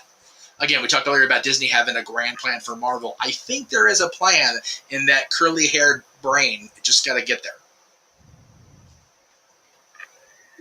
You're saying that there is a plan for Ring of Honor in this gentleman's mind. I think there is, because whatever happened in Chicago and before that at Scrums or not, Tony's a fan. He's proven that he's a fanboy. We've all seen that side of him on television, unfortunately. And just for the record, I keep this in the OMN brand, so I can just throw up there whenever, because that's a great facial reaction. God, we've all got at least one or two of those in the stockpile just to make sure they're ready to go. Man, he actually looks fucking nuts. You know that? Yeah. And the people have called him crazy to a degree. Yeah, and Tony is a fan at his crazy core. He's still a fan of the business and a fan of the history of the business. And Ring of Honor, yes, there was scandal. Yes, there was drama at the head of that particular table a lot of times over the years. But Ring of Honor's in-ring work cannot even be shit on by anybody in this room, I don't think. And if there's legitimate beef, then I'll argue it. I'll die on the hill. So as long as the person that's writing Ring of Honor and making it happen, and Josh is calling Tony Khan a mark. Wow, it must be another internet stream. Okay, cool. Moving on. Good Lord Almighty. It's like, gee, haven't heard that out of Josh's text or mouth in the last 5 minutes. So there you go. I haven't heard that out of Twitter for the last 15 seconds. You go to open the app and you see somebody called that in some capacity. Yeah. Hey, Mikey. Tony's a mark. In other news, we had rain today in California, which actually does happen too. Hi, my name is Noah Foster, and I am a mark for professional wrestling. Don't like it, bite me. Yeah. Let me get the XT shirt out first, Noah. We'll work on your other shirt next. Now, fuck off with that term. Moving on. There you go. Damn. Damn, Noah's salty. I agree. I'm with Low you. sodium diet. I agree. Feel like Noah's going to be the new mascot for Morton's. I'm sure I'm going to look at that big yellow slicker. That'll be a little odd. Anyway, if you know, you know. It's If you also don't, your shtick to not super chat us, Josh, but I'll leave Yeah, that one alone. and I was about, hey, listen. Love Is it you, really Mansfield. is it really a shtick if everybody on Twitter does the same shit? I mean, ooh. James, how many times have we said it? What is original anymore when it comes to the wrestling industry? or to the entertainment industry, period. Good point. On the Twitter industry, you know, being a troll is being a troll. You know, that's all it is. You don't get paid for it, but it's a thing. Trolls No. Trolls first lived under bridges. Now trolls live in their mom's basement. Well, that's all. Before I have the final topic still to get to, but while we're still here, kind of in the midst of this AEW stuff, go ahead and take care of your topic there, James. Well, there's a couple that I had in mind. Yeah. There's. Let me get a fresh drink. Hang on.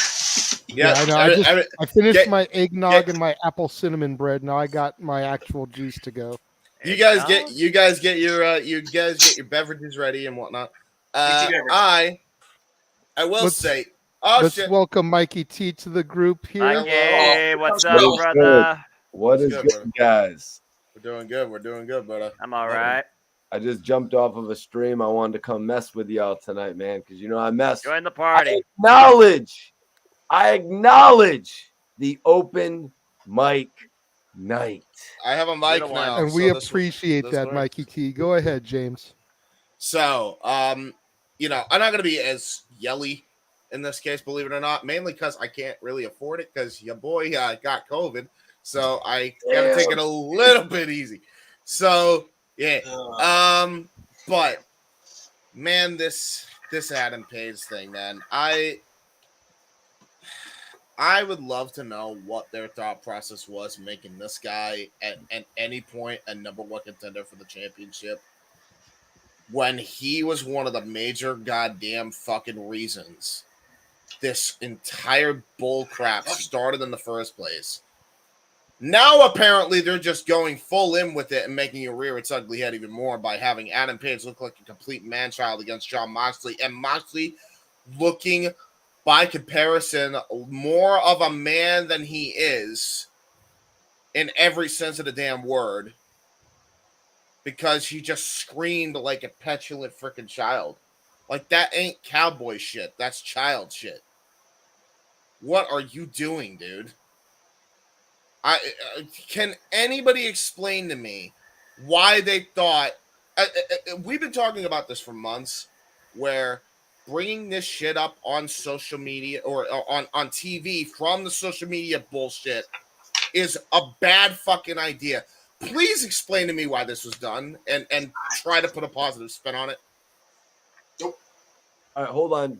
James, rephrase that for me one more time, because I kind of you were talking about Hangman or Hangman specifically in the promo with Moxley, where he's crying about everybody disappearing from him and then mentioning the bullshit that happened, and then freaking basically screaming in Moxley's face like, "You think I'm a child? That's all you think of me after we I asked you a question. And then Moxley said, "Yeah, I think you're a fucking child, dude." Wow, that's kind of crazy that you bring that up, because it seems he might have a problem with that, because that's what like CM Punk took a little bit of issue with, I believe, when he was like, "I'm trying to save AEW from you." It's like, really, dude? Really? You're trying, you know what I'm saying? Like, he just kind of says personal backstage shit on the mic. There's one word I can come up for this: insecurity. Insecurity about being a mid-carder, Noah? That's probably one thing on that list. I think insecurity just in the fact that he's getting blamed for all this, rightfully fucking so, and he doesn't. It's still the guy on television. Yeah. Like, why do you care that much, dude? And again, why do you think this is good to even bring to the surface on a kayfabe broadcast? Well, I mean, Jeff, do you think maybe he just feels like he needs to have something important to say on television?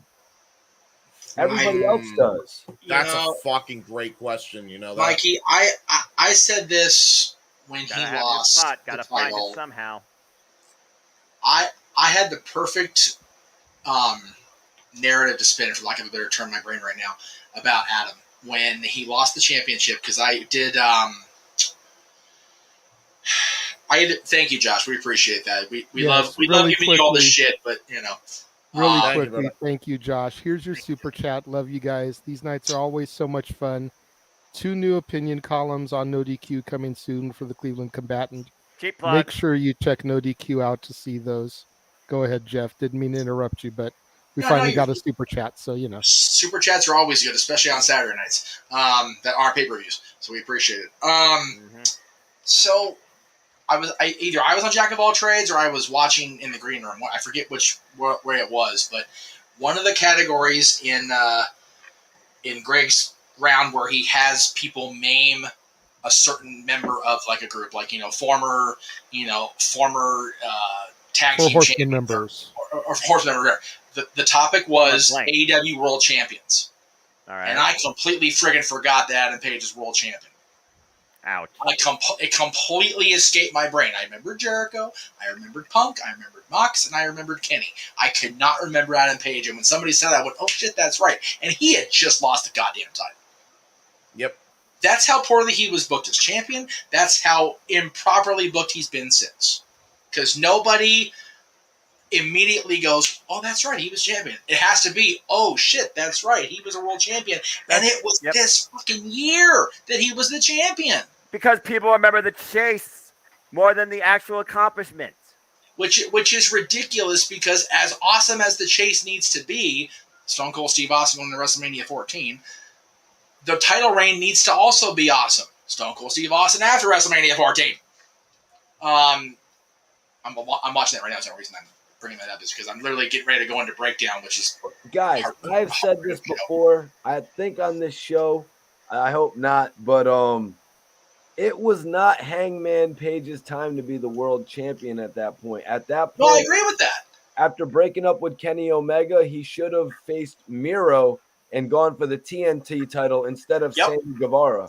Exactly. Yeah, no, I agree with that.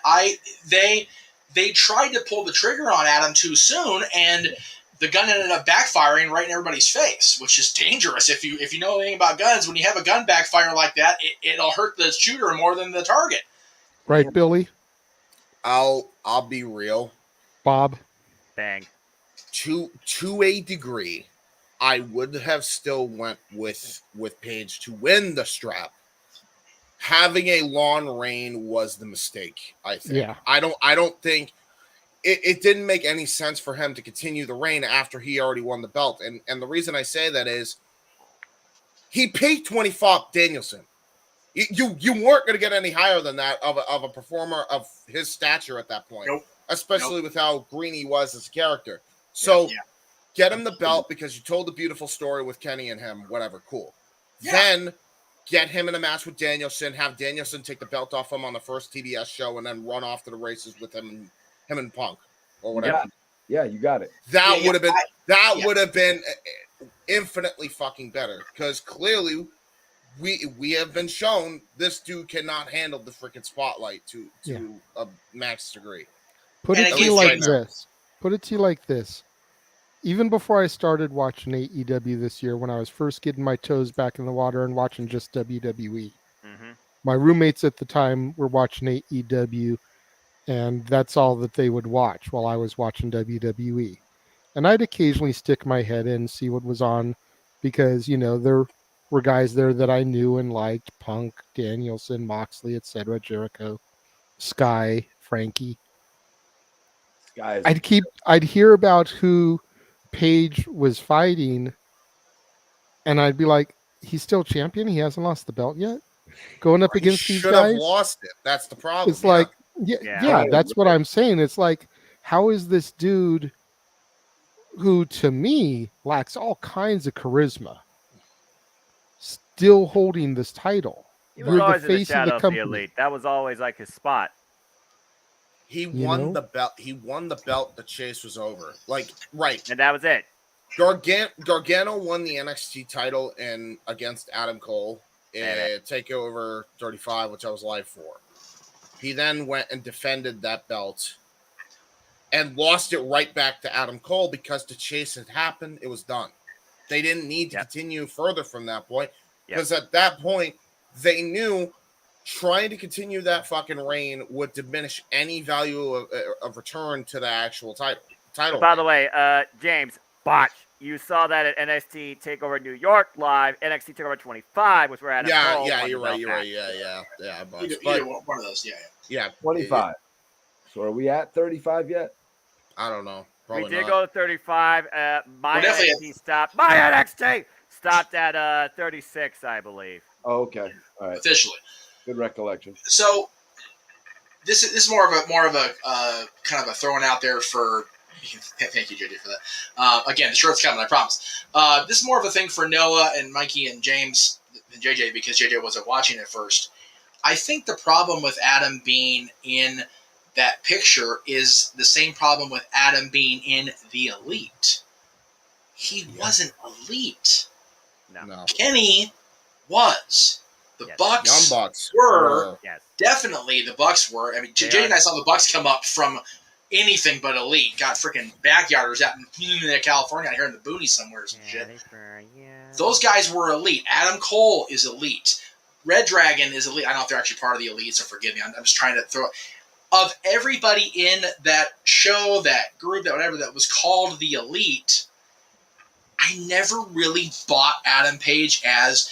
Adam Page is very much more honorary oos to me than actual blood. Yep. Like, really? Yeah.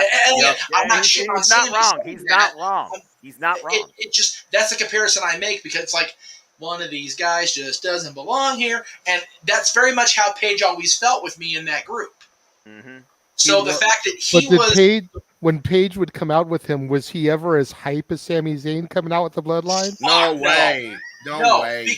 Because that's not the cowboy shit character. The cowboy shit character is too cool for school, right? Bro, when the Bullet Club were at the fucking height of their popularity and I was at Ring of Honor Best in the World, he was the one that got booed. Yeah, the one that got booed. Adam never really fit in because it was mentioned earlier. His charisma is just not there. And again, you know, the young, that's a. Did you spell that way on purpose? That's terrible if you did. Or if it's a botch and it's funny, so it's okay. Yeah, and again, the Bucks in TNA. Oh my Lord Jesus, were they so one-dimensional and god-awful. Kenny Omega, before he became Kenny by God Omega, was just another wrestler that happened to be a great in-ring competitor. But he had to find that character. Kind of like Hangman, Jeff? What's up? Kind of like Hangman Page is a great in-ring competitor. Well, but the thing is, I don't think Hangman ever really, and again, this is a hot take, probably going to get more calls on the bat phone for this kind of shit, but I don't think that Hangman Page's in-ring go can match up to the Bucks or Kenny or anybody in that group at the time they were the hot shit in the business, like James just said. Now, I mean, maybe now because the Bucks are not young Bucks anymore. They've been beat to shit, as has Kenny. My God, Kenny's so beat up. He might as well be Kenny by God old folks home. Yeah, I was surprised she even returned. The dude is beyond crazy. Dude, I forgive you there, JJ, so forgive me if you were or not. I was there when Kenny became the PWG World Champion, winning Bola and getting the championship as the prize for the tournament winner. So it was there in 2009 for him. It just hadn't clicked on that global, I mean, PWG is a global level. No, it's not. That's bullshit. He hadn't clicked in Japan or WWE or TNA at the time or whatever. And again, Josh makes the point of the night. Thank you, Josh. Other than the hardcore, die-hard New Japanners like James, who was at best in the world here in the States, nobody had even heard of Page before he became part of being the Elite and part of AEW as far as a national, even global, recognized TV personality. You know, when they launched AEW on New Year's Day at midnight, 2019, it was Cody, it was the Bucks, and I think Kenny was there too, so forgive me if he was, I don't remember. I don't think Adam was at that video, and if he was, again, my bad. I don't remember him being there. That's the point. Hangman, listen, Hangman Page, if you look at the entire history of the Elite / Bullet Club fiasco that is spread across the entire landscape of wrestling, if you are saying that Hangman Page is better than any of those guys, you're crazy. If you're saying that he's better than Chase Owens and Bad Luck Fale and the House of Freaking Torture, okay, then you may have a point. I don't know about Chase. Though. Chase is pretty Anything's goddamn better than good. House of Torture. I'm just gonna put that out there. Yeah, Chase is another athlete that has not been tapped fully yet. I'll tell you that right now. No, Chase well, is good. No, yeah, that's fair. No, that's Yeah, and I accurate. think Sami But- Zayn but- should be the main eventer. James, your point's valid. I did not follow New Japan a lot. No will vouch for that. I got the first time I ordered or borrowed his New Japan login was for what? Omega Jericho, because that's what I wanted to see. Right. So, Bullet Club, right off the top of my head, AJ, Good Brothers, Balor, the Elite, as far as Omega, the Bucks, Page, Yeah. Cody. Cody. See, I remember Cody was part of the Bullet Club because he's gone so far beyond that now. I guess he's only better than Gallows and Anderson. Yeah, I wouldn't even. I wouldn't even I'm say not that. sure I go that far. I Then mean, I don't you're know. saying you don't In-ring think work, Cody will hire- maybe, but both those guys can go. Anderson's the machine gun for a friggin' reason.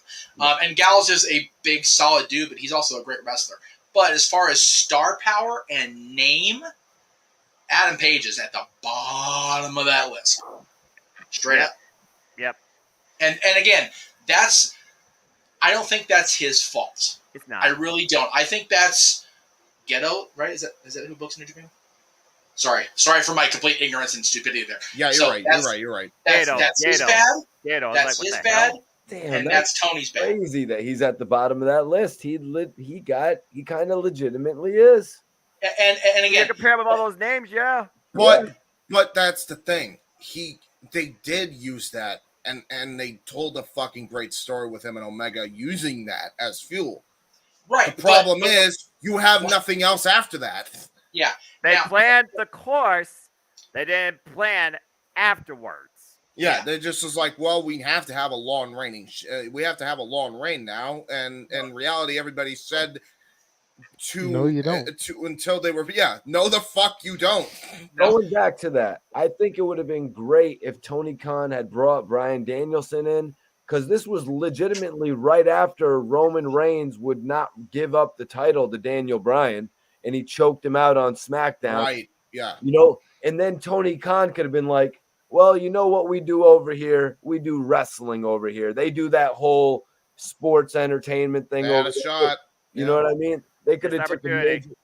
that would have been the best time to put the title on Daniel If Bryan. anybody deserved to be a world champion in that year, it was fucking Danielson. Absolutely. He was having 5-star matches in two of the most major promotions in America at that time. Called momentum, Tony. God. He Why should have you had the belt. title to a mid Carter? You got a bona fide celebrity. Yeah. Josh, You I just appreciate that. I speak too goddamn much when I'm here as it is, but thank you for that anyway, brother. Yeah, go ahead, imagine Jeff. that swerve. Him and Adam Page doesn't win the title at Full Gear. Instead, you run back Bryan Danielson, Ken Omega. Winner is coming. Boom. Yes. Yeah. So No one called it. Jeff, you wanted to kind of deny it? no. I was gonna actually side in with James. You put the belt on Danielson, then turn him and Punk loose for the year. Come on. That would have Because been way better. Here's the deal. If you do that, then there's no Punk in Chicago, that media scrum bitching about working with fucking children dealing with the EVPs. Because the EVPs are the world champion. Brian is. All right. Yep. And the child doesn't have the championship. So, guys, Boom! what if Again, butterfly effect. You pull that one thread, we don't have this dramatic bullshit summer. We don't. But what if Hangman beats CM Punk? Is it a wasted victory, you guys? What do you think, JJ? I think. Oh, sorry. Go ahead. Go ahead, JJ. What do y'all think, though? Is it a wasted victory? Is that a wasted pinfall on CM Punk if Hangman Page got the victory? I would say yes, just because for as much as people were clamoring for Danielson to beat him and take the strap, considering how long Punk had gone without wrestling, everybody wanted to see Punk reascend to that throne on his terms and do the Summer of Punk Exactly. the way he always wanted to do it. Right. But then he decided he wanted to go stage diving and jacked his ankle up and, screwed everything. Oh my So In god. front of me and everybody. At the Yeah. fabulous It- farming, California. Yeah, and let's not get it fucking twisted. I mean, we can talk about how much of a man child that Hangman Adam Page is all day long, but if we're gonna So talk is- about that, so is Phil. So is Phil. Oh God! Like He's the this guy was legitimately not just told, ordered by the security not to fucking do that again for that exact fear of it happening. time out real What quick. does he do? He jumps into the crowd anyway and breaks his leg. James, Time hang on. out real quick. That is a hot take of hot takes. Josh, do you want to come in here and explain that? Please bring him in here and explain that. If Let you him want in. to come in here and explain that, Josh, I will send you fucking the for link. real. I don't think any But that wrestling, is a hot take. Ooh, man. I get where he might be coming from, but I'll be real with you. Any wrestler with an EVP status, no thanks. Yeah, but I'll say good. when you Well, combine the fact that you are politicking backstage while you are working out front, no. Okay, so everybody keep in mind. Okay, so he has a call coming up. So he probably won't want to do everything on the air. But if he wants to come in, here's the thing we need to keep in mind. If he does come in, we know what we've read. Right. Okay, well, okay, so then yes, so okay, so he's not coming in. Okay, Okay. first of all, we know what we know. We don't know everything. We wasn't there. We've been told things by different parties, different stories by different parties, right? There's still an investigation going on, so a lot of people can't say a lot of things. But I will speak with my experience with everybody involved. JJ can do the same because he had experience with, I think, most of the people involved most people that were involved in that boo shit that went down.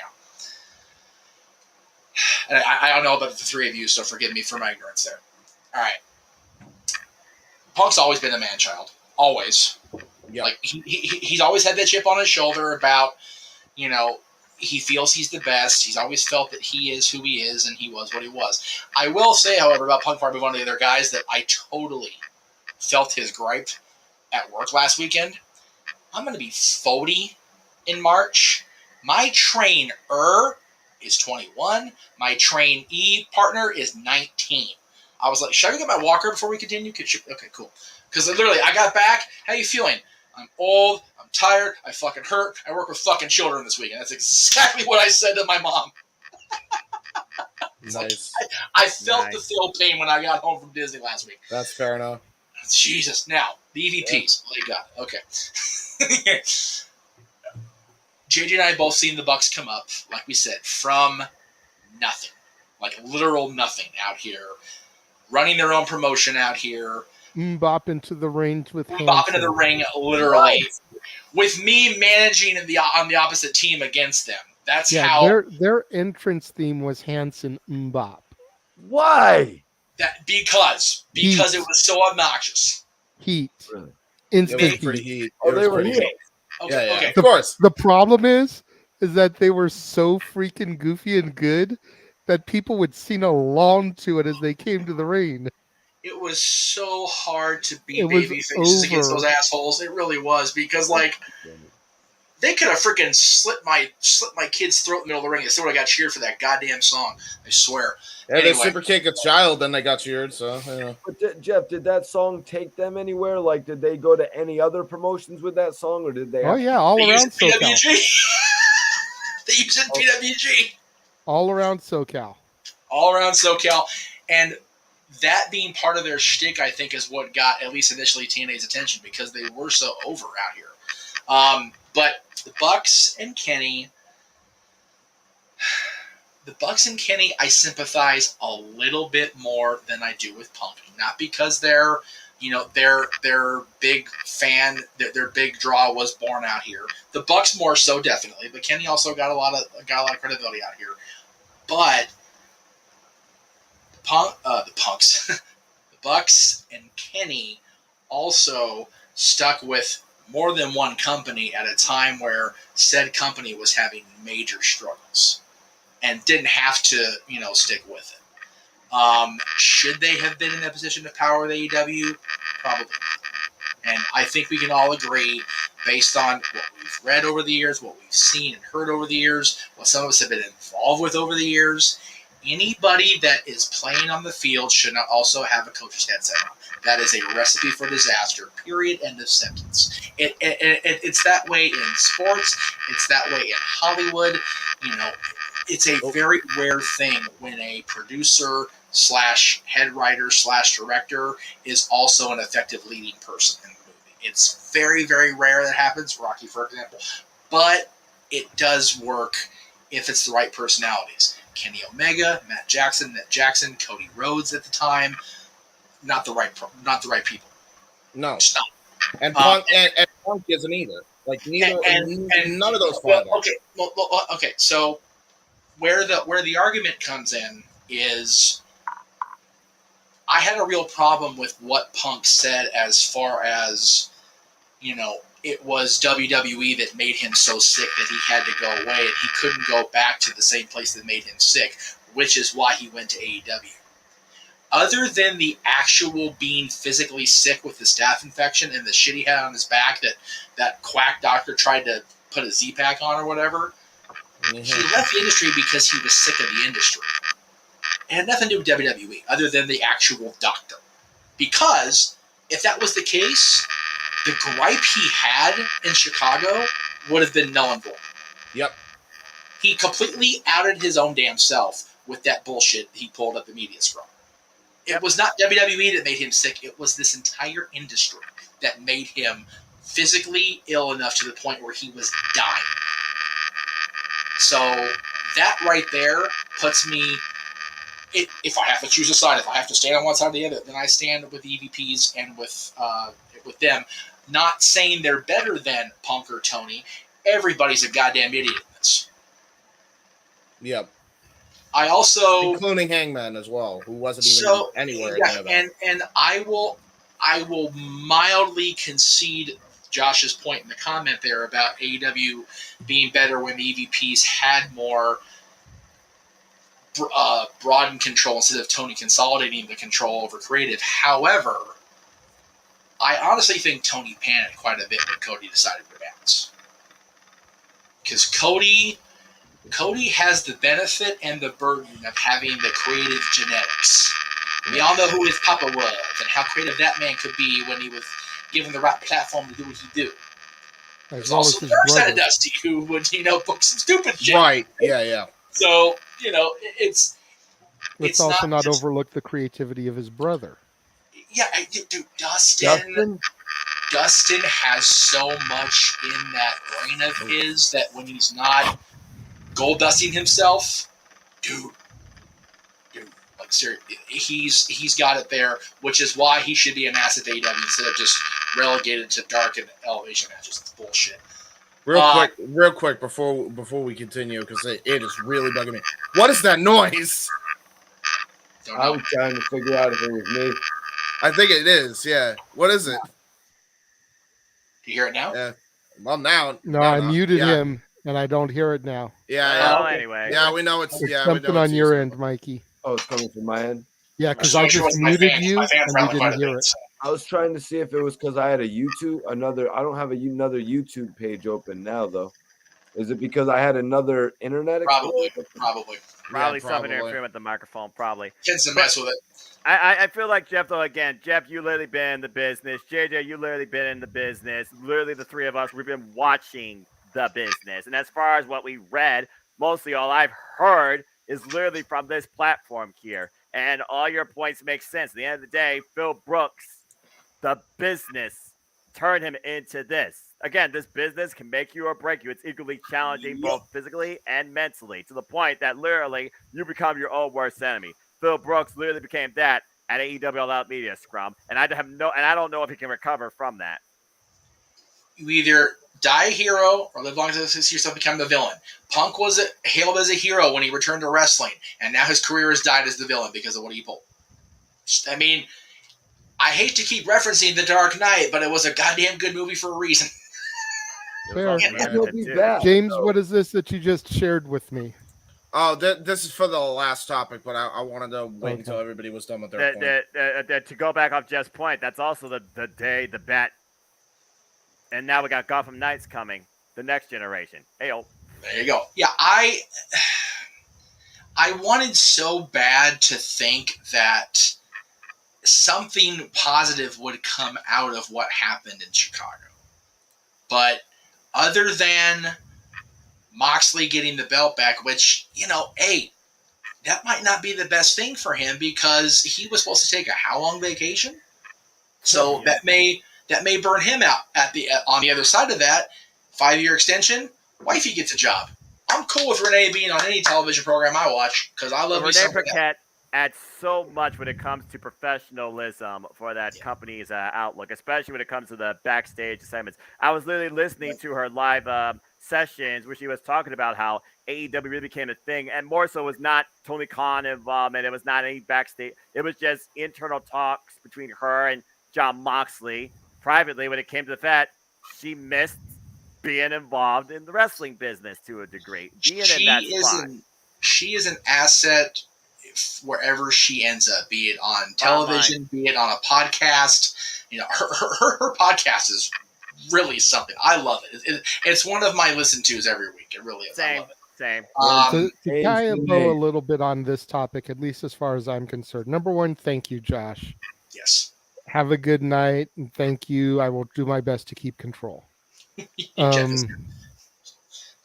The positive that came out of that scrum, in my opinion, is that I feel like Tony went into his office, sat down and had a long talk with himself, and he started pulling the straps off of the former WWE talent and started putting it on the people that had been down since day one-ish.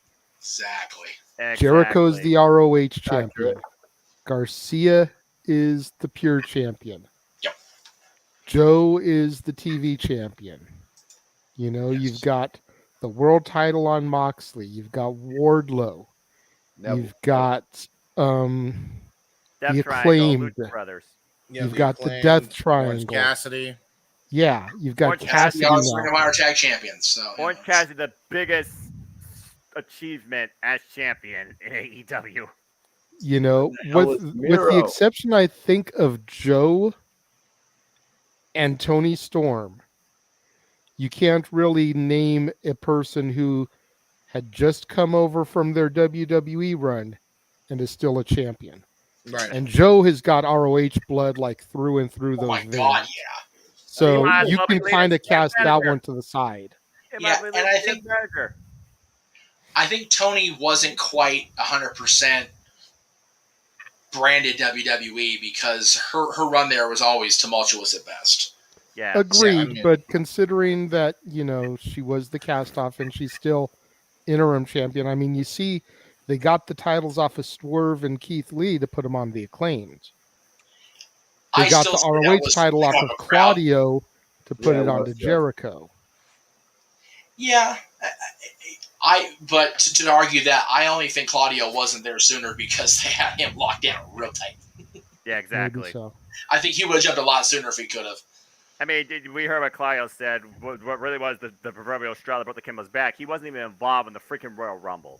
Yeah, I mean you can't find a spot in 30 freaking people. That for Claudio Castagnoli, that's absolutely horseshit. You can find a spot for Shane O'Mac. You know what? I'm not going to rant about January. That's not what you guys know. Yeah, man, holy shit.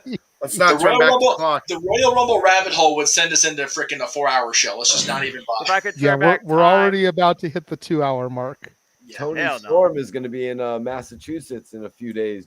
Oh, there you go. Go get some Tony pictures. I like that. Looks good, brother. About to hit the 2-hour mark, and James still has one topic. I still have a final topic. So this is all my not the ball rolling. Shoot, I'm just working on church stuff. Let's keep going. All right, James. So what am I about to bring up here? You are about to bring up the bullshit drama that has happened between Saraya and the Dirt Sheets. Yes, Saraya. James with the dirt, baby. Yeah, Saraya. Also, fuck Dirt Sheets. My boy from the UK, Firelord Kuzan, has been the righteous troll on Twitter a little bit. Although he made some actually really good points, so that's why I'm showing him here. Right. So Soraya tweeted on October 12th, Dirt Sheet podcasters and an old man that loves to have his voice heard, even if it's full of shit. Cornette loves to talk about me. You're welcome for the clicks and views. And then Firelord Kuzan, which is his name on Twitter, go follow him, X Firelord Kuzan X. You're not helping yourself by tweeting shit like this out like a child. Get it together and be a professional. And I just said, yeah. right after, not even apparently like days after this was tweeted and this exchange happened. Then Sean Ross Sapp, our boy Sean Ross Sapp. I have to bring this up, dude. Crap. Damn it. You pulled a fuck. You pulled a fuck here. I'm sorry. Everybody does it. So Soraya Fightful Wrestling tweeted out, Soraya confirms she spoke to Triple H before signing with AEW about returning to the WWE. And Sean Ross Sapp gloating says, I do love it when talent confirms our reporting. I've been told by Redditors they don't like the self-congratulatory stuff about Fightful Select. Sorry, I'm very proud of our work and community, and that's not gonna stop. XOXO. Kuzan writes right after that, because let's be honest, he was kind of far up his own ass here. Love you, Sean, but you kind of were here. Bro, you literally got signed to by the Fed. Like, this is Braun Strowman levels of petty. And then he goes, what? And then he just linked them to Deadlock podcast where they talk about the Braun Strowman thing. My response was, this doesn't help, Sean. No disrespect. Don't see how this how this helps civil discord when you do shit like this. Granted, it's your job. Congrats on getting a story right, but I don't think it's smart to be acting childish about it. This obviously wasn't just patting yourself on the back. Come on. Also, wrestlers are gonna deny stories all the time. Obviously, they won't publicly. They won't. Obviously, they won't inform the public on and will attack people. 2 wrongs aren't gonna make a right, bruh. Just be the bigger man and do you. Is what I wrote there. And Kuzan had like one more tweet on that thread saying, Yes, while you're in a better position than most, you pay your bills with the stuff you need to think about what you're doing with your publications. Your posts impact those who you talk about. You can't just act with recency bias. Take some more responsibility and think long term. I'm surprised he didn't add, hey, remember, we're all human beings like Punk did. That was from my boy Kuzan, and other than the what comment by Sean, didn't respond. And then he said, and then he went to talk about some other crap. And then my boy just kind of trolled him a little bit, just chatting shit, saying, bro, what? We just had a discussion 24 hours ago. Sean, do you ever listen to us? Don't give me a sarcastic reply and then just disappear like a teenager. Sean Ross Sapp. The random person outside Good Morning America trying to draw attention of the audience outside the glass window. Jesus. Oh my God. I love my boy from the UK, man. That's what kind of response and then disappear like a teenager? Yeah, that was the best. Yeah. What and then just screaming for Sean Ross Sapp's name, man. Like, obviously he's chatting shit for those who don't know my boy, but that was still fucking funny as hell. Yeah, he's brilliant. I'll give him that. That was hilarious. It was. Now, look, there was points. It's funny because he basically just said, "You need to grow up, Paige, and dirt sheet writers, you need to fucking grow the fuck up as well and take some responsibility from time to time, just a little bit, just slightly." So I don't know. I kind of agreed. I saw where Sean was coming from. I just didn't think he needed to be petty about it. If that makes sense, because again, it goes back to what I've been saying for months. I think it does more harm than good. Even if you're justified, even if you are justified, I feel like it does more harm than good. And Jack kind of said the same thing. It's just like, you don't need to go this fucking crazy with it. Like, people are gonna do what they're gonna do. You know what I mean? You can't just go and fucking be like, pissy because people are talking online about you. That's just going to be the nature of the beast, especially in wrestling. Your job is to ignore it and make some damn money, Damn. for the most part. Accurate. You're right. But again, And- James, sensitivity. But It's a but sensitive but society where a single word could cause a trigger. But like same occurs with Sean Ross Sapp here. Like you got to apply that same principle. We got to be fair here. Like this is and that that's not just to Sean, by the way. That's to anybody that isn't named Aaron Rift. And I only say Aaron at least lately because he just reports all the shit that people do. If you really think about it, that's all Aaron really does right now. But like, fucking all these dirt sheet writers that are reporting news, there's a point. There's a point to what my boy said. It's not as black and white as you see it. Even if you're justified, like, just be the bigger man and grow up and just do you. Nose to grindstone type shit. And all they're hearing is the teacher from Charlie Brown sounding like a trumpet based on the words you just said. Anybody else that feels the need to comment? Because I know some people are friends with Sean Ross Sapp. I have no ill will to Sean, by the way. I want to make that very clear. I worked with what's his name? Steven Jensen for intro for a show he does with Doug, RBD Tito for Life on Twitter. Or All Elite Doug on Twitter, I think is his name now. I did an intro for them like ages ago. So I'm very cool with people in Fightful. I have no ill will towards Sean. I agree with this point. That's all. You were just supporting an argument here to somebody who met Sean Ross Sapp live last year at Slammiversary. Seemed like a pretty cool, down-to-earth dude. I understand where you're coming from, but at the end of the day, you look at, reactive nature of a publication and maybe somebody's retort or statement, because at the end of the day, journalism is a career of its own. People are going to write what they want to say. People are going to believe to a degree what they're going to write in their narrative as well. But they might not necessarily see how it affects not necessarily who they're writing about, but also who it reacts to. So, again, I can see it from both sides. But, again, JJ, thank you. If common sense was common, more people would use it. That's about as blurred as a word as what's the weirdest word that people think of nowadays? I don't know what trends anymore. I'm not even on Twitter that much, but yeah. New T-shirt coming soon to the Jeff Meacham shop. Yeah. At the end of the day, people are people. Right. We're all human beings. One thing as far as I know, I'm sure Twitter's infested with bots, but then again, Well, Twitter is. We know because an automated match bot exists. I see it every day on Twitter, even though I don't follow the fucking thing. So, Jet. Too funny how your friend responded like that was. You're not listening to me. I loved it, and he just. By the way, I can tell you for a fact, he obviously doesn't care. He was literally playing like games and like live streaming like right after he made these tweets. So I could picture. He was clearly trolling. So good how many of the bots on Twitter are vacant? Right. That's pretty good. We got no comments, says Jeff. Why? That's fair. I understand. If nobody wants to comment because they're friends with Sean, I get it. I have my thing with it. It's not friends with Sean at all. It's just I ain't getting in none of this shit. I think. Can we agree that at least the discourse on this social media plane between the dirt sheets and Soraya are doing more harm than good at the very least?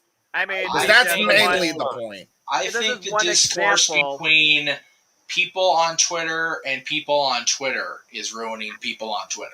Thank you, Jeff. Thank you. This is why I don't. There's my comment. That's fair. This is why Noah logs onto social media, says good morning, everybody, and then logs off of social media for 23 hours. Yep. Then he comes back on for 15 minutes to see who replied to his statement, and then he turns it back off. At the end of the day, you just show kindness because that's the way you should be in this world. As far as actually being on social media beyond that, there's a wrestling show on? Let's talk about it. Oh, there isn't? Okay, bye, see ya. Did you see Halloween Ends, Jeff? I did. We're going to stay away from Halloween conversation, though, because not everyone has seen it. Not everyone. Did JJ, you didn't see it? We'll talk off air, Mikey, I promise. I've been meaning to see your Scream 2 review, JJ. That's probably my favorite Scream movie. Yeah, so JJ's doing the binge right. He's actually watching the entire saga in order. Of Halloween. So, but in the process, he's making my ass wait to talk to him about it until he gets it done. Because forgive me if I'm wrong, Jay. Up until thank you, I appreciate that. I also agree with his comment before that too. But we'll get to that in a second. If it's the one about the movie, I have it starred because it's off topic. So Cool. Yeah, definitely want to bring that up because The it's day awesome. someone actually super Jeff, chats what's $500, the the day I'll proper- actually do a live movie watch along with JJ. There you go. there we go. And the thing is, up until he was getting ready to do the reviews of the saga for his month of slashers here, he had not watched the Thorn trilogy 4 through 6. The So what? yeah, so I'm like sitting there going, "What? Yup." He hasn't got through it yet. But when he What does, series? Halloween 4 through 6. yes. So Return geez. of, Revenge of Michael Myers, and then Curse of Michael Myers. He had not seen in their entirety yet. Well, I would think that JJ only would need to see the first Halloween. What I showed my girl, well, I didn't get to see her. I didn't get to show her 78, but I showed her both Rob Zombie movies. But I think you could see 78, both Rob Zombies, and then 2018, 2021, or whatever it was. For Right, Halloween. Kills. Right, yeah, Kills. Yeah. Well, no. What I'm saying is he's part of his 31 days of terror, spooky, whatever. He's doing every single movie, starting with 78 all the way through the entire Myers timeline, including 3, which has nothing to do with Myers, and also a couple of fan films we've picked up along the way. So he's got, like we talked about, 14 straight days at the end of October of just the Michael Myers universe. Yeah. But up until he decided to review them for this month, he had not seen those 3 movies in their entirety. So he's going back and watching through everything. That way, when he gets to the end of ends, it all is fresh in the brain, and he and I are going to pop on and do. I'm actually going to join him for the review of ends because it's the end of the saga. I wanted to be on there with him for Renegades reviews. So it's going to be dope. That's going to be dope. Anyway, he has not seen it yet. Noah doesn't care. James, I don't know if you saw it. That's why Noah's gone dark. I have not seen it yet, so yeah. Okay. Noah, so my Noah turned his light off won't. because we've lost Noah again. I probably That will little not man knows nothing about this word that you speak of. because I am flat broke. So well, there you go. Well, it is on the cock for the record. So okay, then I'll fucking watch it. I have Peacock. It's on the cock on the So paid does tier. If you're a WWE Network person, you've got the paid tier. So Hey Noah, you should watch Halloween. You should watch Halloween with me just for the lulz. He would have to watch the 2018 version at least, then the 2021. Well, see, what I told we're going off into. I would be the same way with my friend when he took me to go see Solo. Just sitting there looking like this, not reacting at all. Solo was in the Star Wars spinoff? Yeah, it was the Solo. Yeah, that was a drizzling shit of a freaking spinoff, to be fair. God. My colleague surprised me you could call it that. Took me to go see this movie. Man, he should have taken you to see Deadpool. That is a horrible movie to take somebody to see. No, that movie actually kind of flopped. Yeah, seriously, honestly. If you're not familiar with the Star Wars universe, that's the wrong introduction. Pretty much. Man. But anyway, reeling things back in. Yeah. So Noah, how you feel about that? I'm supposed to feel about this? I feel nothing. But you should have just gone to Deadpool that year. As far as the current movies, as long as you see 1978, the original movie, the new trilogy, you're good to go. Anyway, why not 2, Jeff? Why do they keep disqualifying 2 when they're doing the whole hospital killing? Because two, and again, I'm sorry, Noah. 2 is because they threw in the wrinkle of Laurie being Michael's sister. They've eliminated that part of the story within the new trilogy. She's not his sister anymore, so that wrinkle would make no goddamn sense. Yeah. Anyway, reeling things back in. I will say about Sean Ross Sapp, do not get mad about Jeff. Jeff is not the person to get mad. If you gotta get mad at anybody, get mad at this motherfucker. Oh, dude, it's not even about the fact that I'm on screen. It just is what it is. He and I had a conversation. Aaron and I had a conversation. Birch and I had a conversation after a couple Sundays ago, and that's where I'm leaving those because I've settled my piece. I've had my say about it, and it is what it is. That's So good. I will never be the channel of the network that says you cannot say this on my channel because I'm the fuck. That's my channel. Same, Well- and like I'm not monetized yet, so whatever. Well, I am, and I still don't give a fuck. So there you go. Go check out my boy Kuzon on Twitch. I'm like, Firelord please Kuzon. don't say that on my channel, dude. Anyway. That exists for a reason. All right, let's see if we can cast it one more lure into the water. See if we can reel it in this time, JJ. Yeah, we're So wrapping things up this week, we had quite a few returns. Yeah. We had obviously Gallows and Anderson returning on Raw. What the hell? Gallows looks different. We had the announcement of Renee Yes. Paquette being All Elite. Oh, So good. God. She was wearing leather. Stop it. We had the announcement agree. that this coming week on Raw, Oh my Elias would God. return. I don't think he's coming back. What? Elias had more comebacks than Michael Myers. I love how this Elias has motherfucker- had more his comebacks A- than Big Show, Big face, and heel turns. His A is just a Star Trek logo flipped upside down. Oh my God, it is. No, It's it's actually right just side a down. Star Trek logo upside down. Dude, I just don't think he's coming back. I think they might do the whole Veer thing with him. Oh my Let God. Drift on and prosper. And then in addition to all that, we had Sean Spears return. Oh, yeah. Yes. Oh, that We was had an the awesome return. debut of the Kingdom on Rampage, Thy kingdom come. I missed it. to which, CC asked who the Wish version of Shania Twain was on the entry ramp there. Damn. Wait, Shit. what? Huh? In Damn. reference to Maria Kanellis. Whoa. Yeah. Whoa. Who is the kingdom? Mike Kanellis and who? Mike Uh, Bennett, Mike Bennett. Maria Kanellis, And Maria Matt Kanellis. Taven. Jesus Matt Christ. Taven. WWE Yeah, slave names. Who's Matt No. Taven?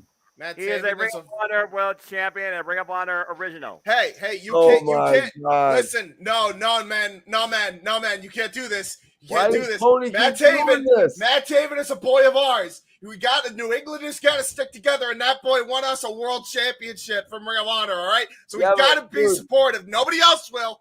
We gotta. Dude, this man signs Mike Bennett and he has Tony Nese already. Why would you not put them into a tag team? Mike Because they're Bennett. already a tag team. Mike He's got Bennett. Josh he's Woods already- tagging yeah. along. He's No, like of him. course. They got to hire some random guy to work with Tony Nese and pay him. And now they got to hire Hey! some random guy to work with Mike. What is Tony Khan doing? Hey, listen, Josh Wood's pretty good though. We've gone off the It's rails. alright. It's alright. It's okay. What I'm doing is I'm Somebody creating Ring of disagree Honor from the with ground me. up. Why can't Mike Bennett and Tony Nese be the team? All right. Are we good? Oh I think my God, think Mikey. Jeff- I think Jeff is still Hyperventilating. kind of hung up on the Shania Twain thing.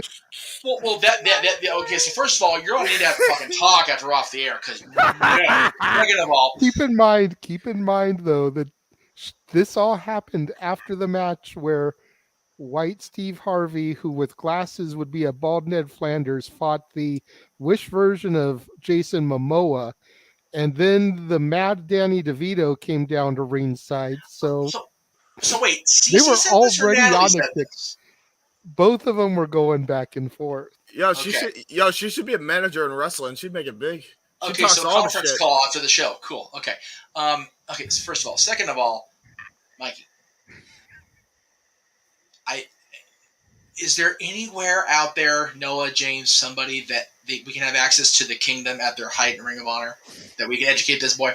Yeah. Yes. Yeah, you are missing out. That's a pretty damn good. Just shit because with you've Kingdom seen Bullet Mike Club. and Maria as the Miracle on Impact, no. Just because you've Fuck seen that was awful.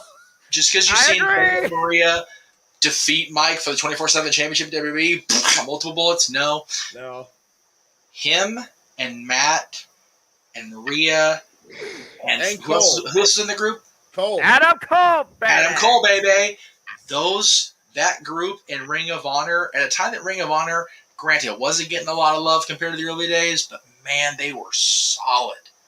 Dude, So Dominant. the only reason that Tony Nese, the only reason that Tony Nese Nese got paired up with any damn buddy in AEW, the only reason he got hired in AEW in the first damn place, with all respect to Tony, because that guy's got abs I don't even think exist on this flabby piece of shit body of mine, but Tony Nese was the star of 205 Live. Cool on him. Okay, Ring of Honor made Matt and Mike and revitalized Maria.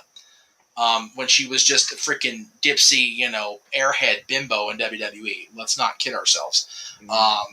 And she's so much more than that as a person and as a character on television and wrestling, period.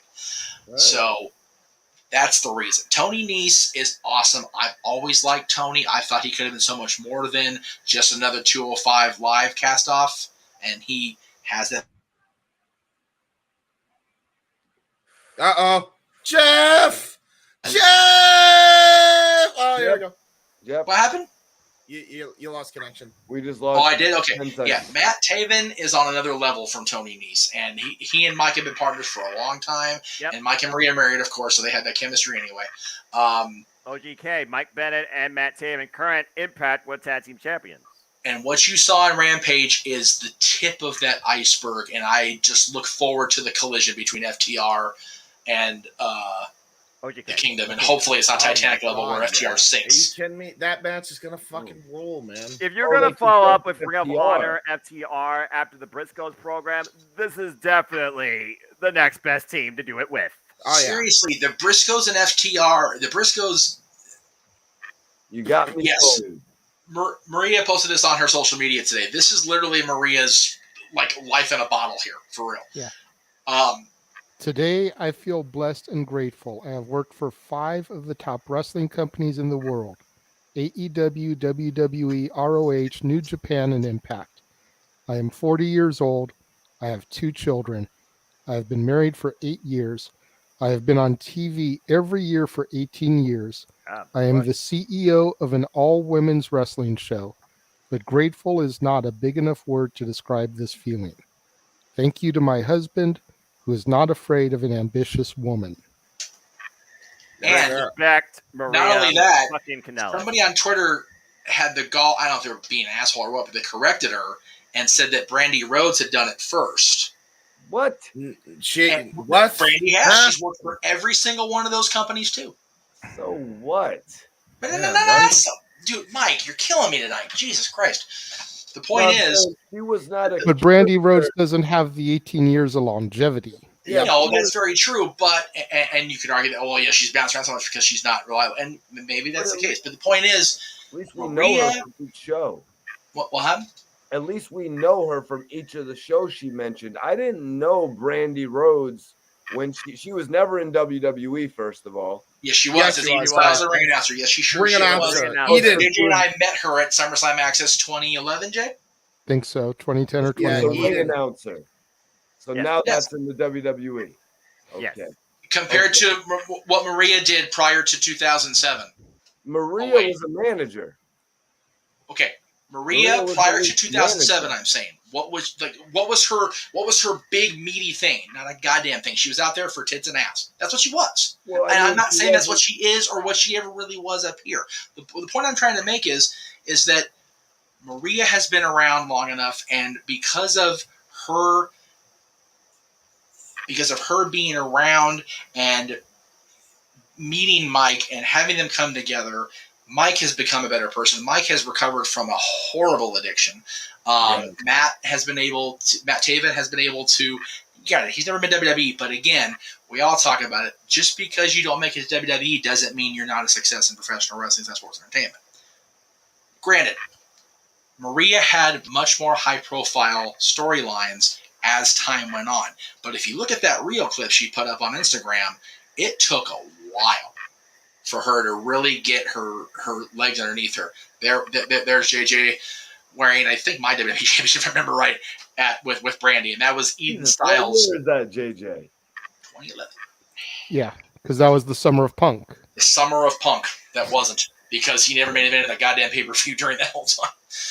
Was Stupid. Brandy ever on NXT television? She was on WWE television. No, I'm talking about as a sport, as a competitor, Jeff. I'm not talking No, about as because she wasn't hired as that in WWE. okay, so she started training after she left, and then she just put us through all that in AEW. She's Wow, not man, wrong. he is just He's sounding not not wrong wrong. here. No. He's He's not out of wrong. line, I- but he's I not go- wrong. I Now, go to grudge Maria, against I was not Brandy Rose forced to watch beating Maria on Allie television. with Awesome Khan's help, and then creating the nightmare, whatever the hell Oh that my travesty was. God! So you mean that's almost as bad as Maria winning Impact's Knockout World Championship by having somebody else? Oh wait, she did that too. No. That's not even as bad compared to what Brandy put us through. Why? Why isn't it as bad? Because Brandy just put us It's the through same bad goddamn thing. television. And then she was like, so she's like Eva Marie in the ring, like Eva Marie on her first. Jesus. Whoa! Jesus. Whoa! Jesus. Who has watched Jesus. Eva Marie's matches? Because they're like Brandy Rhodes's. I mean, yeah. Okay, hold on. There goes Jeff. Hold And on. he's Real officially quick. canceled Jeff off his own network. Congratulations, Mikey. No, Achievement. In the interest of fairness, I think the point that Mikey is making, and he might not even realize he's making this point, but Maria wasn't necessarily booking her own segments on a week-to-week basis. Brandy was. There is kind of a point there. Okay. And that's where because at the end of the day, Brandy put herself in those Through a spots lot of that fucking turmoil. personally. All right? Uh, Maria was just literally doing a role to try and push something forward. who else returned, JJ? We totally took that topic way off the context of what it was supposed to be because the Kingdom coming back, and Mikey was arguing that he didn't know who Matt Taven was. That's what it really was about. And all I can do with Mikey is encourage you to look up Kingdom OGK stuff from Ring of Honor prior to WWE re-signing Mike and Maria. Jeff, you got me 100% on the Kingdom. I'm with you guys now. I was totally wrong about that. Yes. You know what I mean? But Brandy Rhodes and Impact? Please. Okay. Yeah, no. Maybe I think we know. better than Maria. I think Maybe. some people will disagree, but we understand your opinion now a lot better. JJ. We're just like, stop making it. We understand Well, your no, opinion. Brandy was only an Impact for a cup of coffee because Cody's only there for a cup of coffee himself. And So he was the one doing all the work. He was challenging Moose. right. God, that Cody run in Impact was worthless. Yes, it James was. over here Trying, trying to JJ, throw we're it back. trying. I just between Okay, let's do the time between warp Maria being again. called Shania Twain and comparing Brandy or Maria to even Maria, I'm all fucking verklempt I'm here. almost getting over COVID, and you guys almost had me dying from fucking asphyxiation because I was laughing so hard. Jesus. No, I mean, you were that just- saying. Cheeseburger to Eva Marie, and this whole thing went to Armageddon. So I was gonna say, you know, Kelly to would choke steal a Brandy out phrase from from that. Jeff's old co-host, the show has gone butt fucky. Right. Jesus. you know what, JJ? Let's put it out there. There's one or two things that has to happen on every open mic night. At least one of the two. I either say my quote or you say your quote. You said yours. Yeah, there's butt fucky. Anyway, speaking of butt fucky, who else returned? Though we had gone through the names there, that was the majority of it all. It was Yep. There we go. Good. Luke good. Gallows, Gallows looks and like he's Anderson, good. That WWE which money. you know, I don't know how long term they're going to be back for. Like, I have a feeling they only signed like a 1-year deal, If just that. enough to get AJ through this Judgment Day thing, Yep. It's and probably then take back yeah. off because Anderson had made it more than clear he had zero desire to come back. yeah. Isn't he still a New Japan champion right now? He He is is. still the never overweight champion, and he's supposed to be defending against Hikuleo on November 5th. Which is still happening. I believe he's Yeah. still going to be defending it until Wrestle Kingdom, where he's going to drop the belt. From Wow. Yeah, from Yeah, what I've he heard wants is to go- that he wants That's to go big. all the way to Wrestle I've heard Kingdom. that was part of the stipulations of his contract was that Yeah. he still was going to perform at the November show, and he's still going to perform at Wrestle Kingdom. That is You big. want to talk about a forbidden door? Yeah, nobody's talking about this. That Yeah, is Hunter that's in that huge chair. because That's exactly what that shit is. If Yeah, and only can Hunter work would do that something- and make that happen. Only he could. if Sorry, Jay, go Hunter ahead. could pull something for the Rumble out of this to help with some cross promotion, figuring that Anderson's defending the belt in November, and when is Wrestle Kingdom usually? January 4th. 4th, the #1 day of my professional wrestling year as a fan that I always look forward to because it begins that year of wrestling for me. So there you go. I mean, hot off the heels of him, in theory, dropping the title, if whoever he drops it to could make an appearance in the Rumble to kind of help further or even put that exclamation point on the feud. Well, there's No. also this, JJ. Let's just put it out there. We are now 100% proceeding in WWE booking with only Triple H creative at the helm. I know. I'm beyond ecstatic for it because at the end of the day, while I was already back in the saddle, so to speak, it's brought two fans back that I know of. And they're both in this room with us right now. I can't deny that. I will say it here, and you could timestamp it. WWE, once again, is more interesting to me. There you go.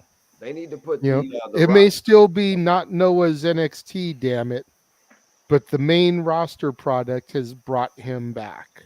You know To a what? degree, I still don't have Fox, so I keep up with SmackDown on YouTube. But I'm always going to be Team Blue. I'll be honest, and here's an impromptu question: should it be the old NXT?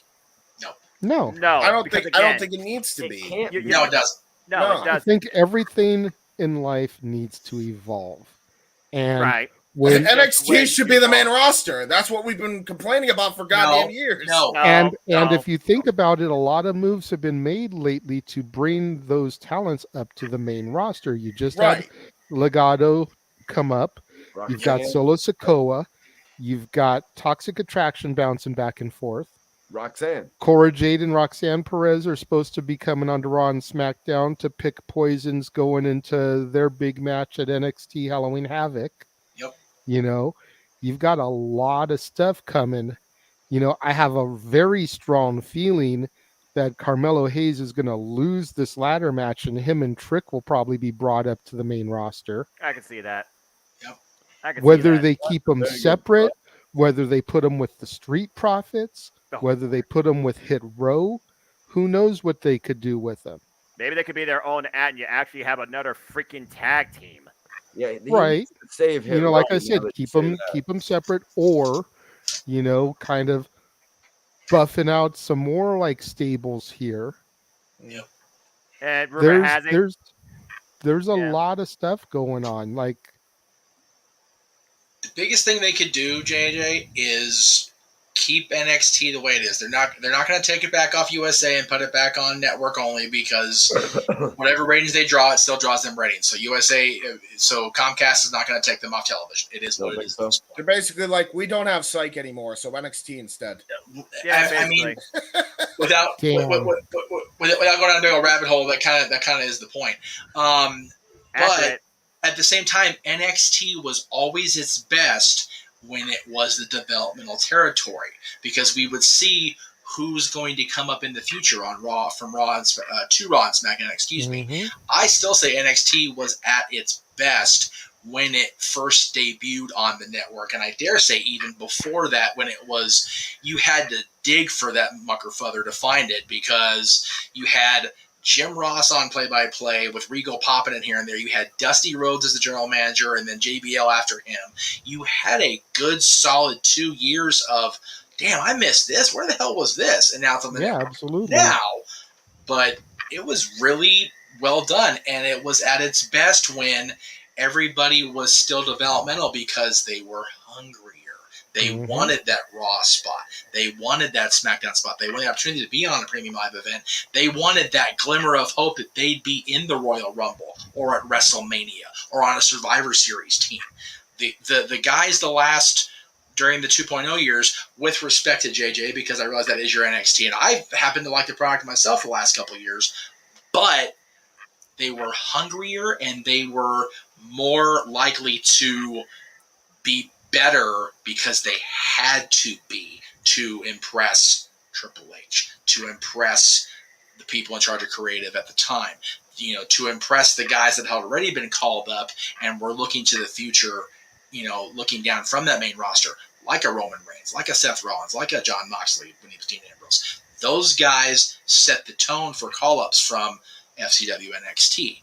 It's a hard road. It's a hard shoe to, it's a hard road to follow on. And the guys from 2014 to 2019 did it very well. So it doesn't have to be the old NXT.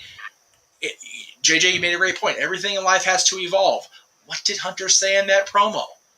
Just like in life, everything in wrestling evolves, and if you don't adapt, you perish. That's evolution. But again, with the way that they transferred in from it, blah. But anyway.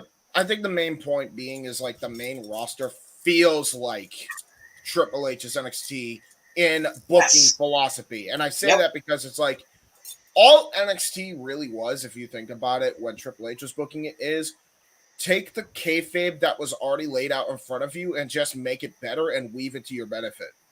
That's all it is. Yep. That's all it is. There is a reason that Triple H has become the personality and has the reputation he does of the members of the clique. Think really hard about that for a minute. There were 5 key I can't see my hand on screen. 5 key members of the clique. Shawn Michaels, creative as hell, but had his demons and couldn't keep his shit together to really harness it until like now. Yeah. Right? Yep. Scott and Kevin, both unbelievably brilliant. Had hands in the cookie jar in WCW. But in their putting their hands in the cookie jar, they also put their fingernails in that same cookie jar and poisoned the recipe. Sean Waltman is one of my favorite people in the world. I've known and loved that man for over 15 years. He'll tell you himself he don't want to be at that booking table. He don't want no part of that shit. I don't blame him. At all. And one of the originators of bad nuclear heat. Yeah, there's a reason it's called X-Pac heat. Yeah, he enjoys popping in, making the appearance like I did on Monday night for as brief as it was, and he's good on going back. He's going to be at WrestleCade for the first time in years this year, and that's what he likes to do. He's very much like Robin, that he doesn't want to travel over God's creation anymore and do the book. He just wants to pop in when he wants to and not have to be obligated to shit. So, very much like Kevin now, very much unlike Shawn and Triple H now. Shawn and Triple H enjoy being part of the creative process. Shawn Michaels is such a brilliant dude, and he's perfectly suited for being not the guy, but at the right hand of the guy. And Triple H is so suited to be that guy. I'm way kissing Hunter's ass here. It's so weird from 20 years ago when I was all up in his shit about being the reign of terror and everywhere. But it's the truth. It's funny because we realize now it wasn't even him booking most of that shit in the Reign of Terror. Well, right. We're so quick to jump on. But it wasn't his creative direction. Exactly. No, and you remember, 20 years ago, we were all younger, far more stupid, and just wanting to lash out and bitch at something about something, right? I like the Triple H run from back then. So there you go. But see, there were parts of it that I think on it too. I think there's parts of the Reign of Terror that nobody really has an issue with, But I think that there's other parts of the Reign of Terror, and specifically I come to the WrestleMania match against Booker T. Yes. Build up to that where everybody has an issue with the Reign of Terror. Yeah. Right. Well, Goldberg as well, although I don't think that was really a Hunter call. That might have been a Vince call too. Goldberg had the belt for a cup of coffee, but then Hunter took it back. Exactly. Scotty Steiner, I am not his biggest fan in the world. He should have had the belt for at least the same amount of time as Goldberg did during that reign. It was the wrong timing, though, JJ. There was WrestleMania season. They didn't want to put it on him. Jeff, did they have an opponent for Scott Steiner at WrestleMania that year other than Triple H? No. I can tell you for a fact no, because I'm literally that Mania 19 is like one of my favorite Manias. Hold on, what about Angle? What about Angle, James? Why not do Angle and Steiner? Because Angle had and Brock. fucking Lesnar. Angle and Brock, yeah. It was Steiner versus Angle would have just been Brock Angle Diet. You know what I mean? Like exactly. Here's the thing: they brought Scotty in at Survivor Series 2002. I believe is by the following summer he was in that program with Test. That's how far projection they had on Scott Steiner. Oh, well, it's Scott Steiner, so let's sign him and bring him into New York City at Survivor Series and have him create a buzz. He wasn't even on the fucking Mania card. He wasn't even booked into it. Maybe JJ's right though. Maybe give him the title at TLC or whatever it was in December. TLC, Armageddon, I think. Armageddon or so- Vengeance. And then So, let him get it back by February. Well, what I would have done based on the way it laid out was JJ says give it to him for a cup of coffee. Okay, cool. Have him win the match at the Rumble, have Evolution do it anyway, and screw him at No Way Out. Right. There's not screwed ups anyway because Hogan got screwed because of Vincent Rock. The only person that didn't get screwed out of their victory babyface-wise was Austin because you don't beat Austin his first night back because you talk about nuclear heat, dear Christ. You'll be lucky to get Anyway, out of the arena that night. With Hunter, Paul Levesque has evolved into such a creative person now, and he's been given the keys to the kingdom on the developmental level for long enough where whoever made the decision to elevate him now that Vince has stepped away because of shenanigans, they're comfortable with him being the head of the creative team. We as fans, whatever we've been told or perceived or whatever, are happy with it, or at least comfortable with it for the moment. To a degree. It's the first time in a long time that I was bummed that I missed a B pay-per-view or premium live event because I hate, as much as I enjoyed getting that mouse money, I did not like not being here with you guys to watch the Extreme Rules. That sucked. Dude, Extreme Rules was pretty damn good. Extreme Because Rules Extreme was pretty Rules, damn good. I finally got to watch it back this week because I've been that damn busy. It was a damn good show, The as first was Open fully Mic Night. Well, So, you know, Triple you do what H you gotta do, created bro. premium That's live event here on the U.S. soil. That was Great bar set so far. well, Real, it's one of those things, and JJ, forgive me if I'm taking too long here because it's Jeff and I tend to ramble. It is what it is. Yeah, we're just I going along think with it. that Triple H also benefited from that quite a bit. And I say that because his first premium live event that was in this country was at Extreme Rules. It was in Philadelphia. And even before Triple H officially took the reins, the commercials, the promotion, the advertising was very Heyman heavy, which is the key thing to do going into Philadelphia. I missed you guys too. I really did. I missed the pay-per-view premium event, and I really missed Open Mic Night. I don't know if you were here earlier for the comment I made, but I missed being Open Mic Night at least at the end by about 15 minutes because I was still on Disney property at the time everybody signed off. So I literally hustled my giant ass down to the bus stop trying to catch the bus back to the motel and ended up missing the stream by about 15 minutes. So if I'm able to be there for the future, I will. Pretty weekend heavy at this point at the Mouse. I will miss Halloween Havoc. Sucks. In all likelihood, based on the way it's been laid out, I'll probably not be here for Survivor Series, which sucks. Really sucks. I want to see War Games as it happens, but it is what it is. And also the other events, Hard Times and Full Gear and all that. So we'll see. I really think that. Thank you, Mikey. We appreciate you letting us know. Appreciate you, Mikey. You're Yeah, always bro. welcome to come back, sir. You know that. Yes. Have a good night. I think that the audience is feeling like they're the most important ingredient to the product, which is what the Authority told us we were going to be. How many episodes of Raw ago? That's When the McMahon key. and Triple H walked out there and said we were going to get what we want. That's the key. Is for years, and I know I became disenchanted with it. I know Noah and James became disenchanted with it. To a certain level, I know you did, but you had to keep watching to report on it. But when we feel like our opinions don't matter, we pick up the controller and we turn it off. Click. Or we turn the channel. Yep. It's like we constantly say about social media. You scroll by somebody's comment that you don't agree with, just keep scrolling. Yep. Don't got to comment. Don't got to start shit. Don't got to troll. Just keep scrolling. Dory status. Just keep scrolling. Just keep scrolling. Just keep scrolling. Or just close the app and realize there's more to life than what you read on the phone screen. well, also, unless you want to also just troll to be funny, do the funny. But that's not necessary because then you stoop to that level. Yeah, that's true. Yeah, know, about to say, the James, words We're I in never. the know. words I of wouldn't a personally, multi-time champion who is on the cusp of eclipsing the great Ric Flair, rise above the hate. Ugh. don't hate. Honestly, Don't hate. Why did I? we're never going to get a universal consensus on Twitter. Number one, number two. James, you mentioned New Englanders being a world champion. That's your boy. Okay, John Cena was first. Anyway, That's I know, Go- right? Going back to the topic, though, since we're kind of going through and discussing these all, after the Good Brothers yes, was Renee Paquette.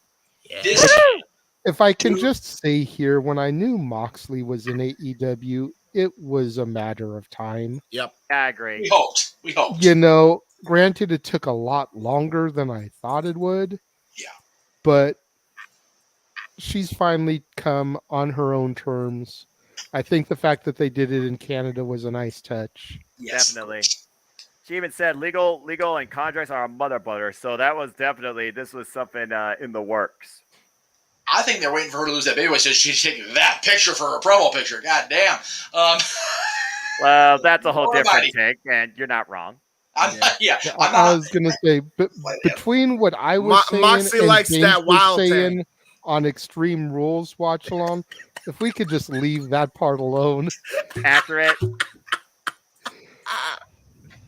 Although JJ, they did do the comparison with Sable and her outfit.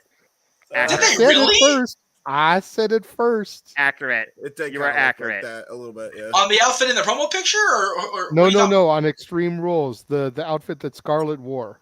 Oh yeah, I can see that. I can see yeah, that. yeah. I can definitely see the Sable thing. Absolutely. I guess I also like the wild thing. You make my heart sing. James. Yeah. Then we had the announcement for the return of Elias. Yay. And I don't really know how I feel about this because, Yeah. like, I'm meh.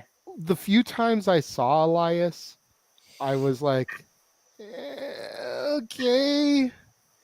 Then he did the whole Ezekiel thing, and I was like, okay, I kind of am getting behind Ezekiel. Oh Lord. Then he got Ezekiel dropped out kind big of time. looked to me like the Wish version of Sean Ricker. Thank you. I'm glad you said that before I did. Oh, Nice. I mean, so like, if you really wanted to do someone to do a brother angle with, like, LA Knight and Ezekiel, dude. Oh my god. their You know what? features Okay, are so so- similar. All right, so I probably won't be on next week's show because I'll be at the Mouse. I am going to find a picture because I know it exists because when you said that, it popped into my brain, Jay. I think you know what I'm talking about. There's a picture out there of Ricker and Cage as natural selection. I don't know if Percy's seen the picture or not, but Ricker's got the freaking poofy Ezekiel hair. I am finding that shit, and I will send it to you for next week's show. Why are they trying to look like Doc Brown, damn it? About the Oh, DeLorean. Well, I mean, it is about Halloween season. I mean, you know. Oh, it's not that frizzy? Okay. This is heavy, Great Scott. but Great Scott. I don't know how I feel about Elias. I don't Like, either. Yeah. I I'm was indifferent. digging the Zeke thing. Hey, listen. If we get an impromptu Rock appearance and we have Elias versus Rock in a concert, then it's all worth it.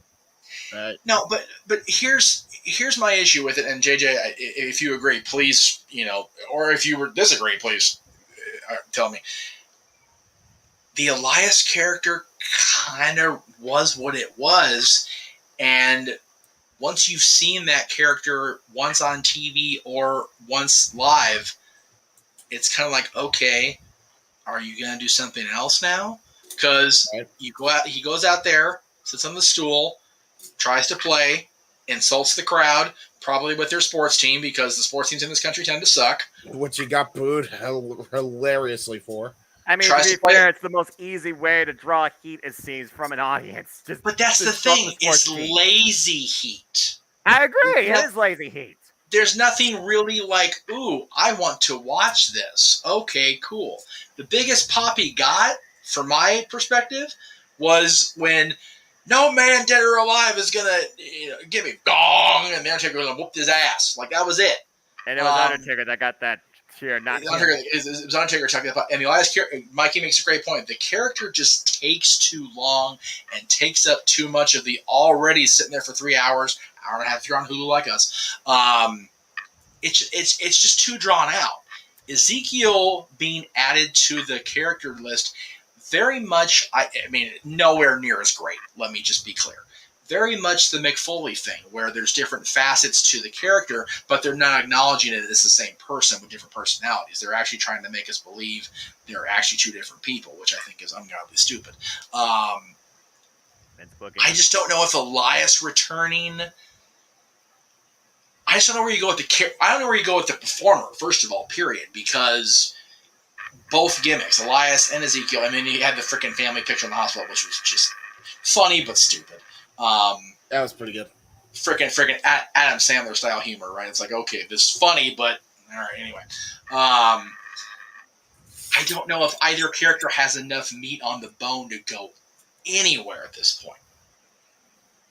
Yeah, that's fair. I mean, when I heard, did I ever tell you guys the story when I heard Ezekiel was debuting on Raw, and like I heard it on like some reaction, and so like I didn't know it was Elias, and so I'm like, wait, Ezekiel Jackson, he's back, He's right. Yeah, so that's the first thing I thought, and and then I looked up Ezekiel WWE. He was already the first thing on Google Images, and I'm like, wait, when the fuck did Ezekiel Jackson become fucking Michael Jackson? What the hell happened? Damn. Don't caught the bit of Lago and shit. The Revelago. It was Yeah, not exactly. a thriller, I'll say that much, James. Yeah, no, it wasn't. You know it's bad. It's bad. It's really, really bad. That very man, Copyright strike. Ezekiel, was in a fucking group photo with RK Bro and Cody Rhodes. Let that sink in for a minute. Right? Yeah. One of these days just doesn't belong here. Well, you know what? What's funny about that, James? At the time the picture was put up, I would have said Riddle was the odd man out Yeah, because of how big Elias was at that point. Just saying. Yeah, well, Ezekiel wasn't, and Ezekiel had a weird freaking zipper on his trunks. So yeah. Well, that's a whole other different. Why do people do that? Especially Ezekiel. It was so noticeable. Why are you just gonna have a fucking zipper to just everybody knows is there? Like you. Why? ForbiddenSight.com, as Noah would say. Yeah. Anyway, my insert third party here. then we had It's- Sean Spears. Yes, 10. that was cool. Yeah, That that was was awesome. so cool. That was cool because they called it the Pinnacle, but didn't automatically make it MJF with them, which was cool. Like it's gonna be just him and FTR. Finally, my boy is gonna get the fucking recognition he Hopefully. absolutely deserves.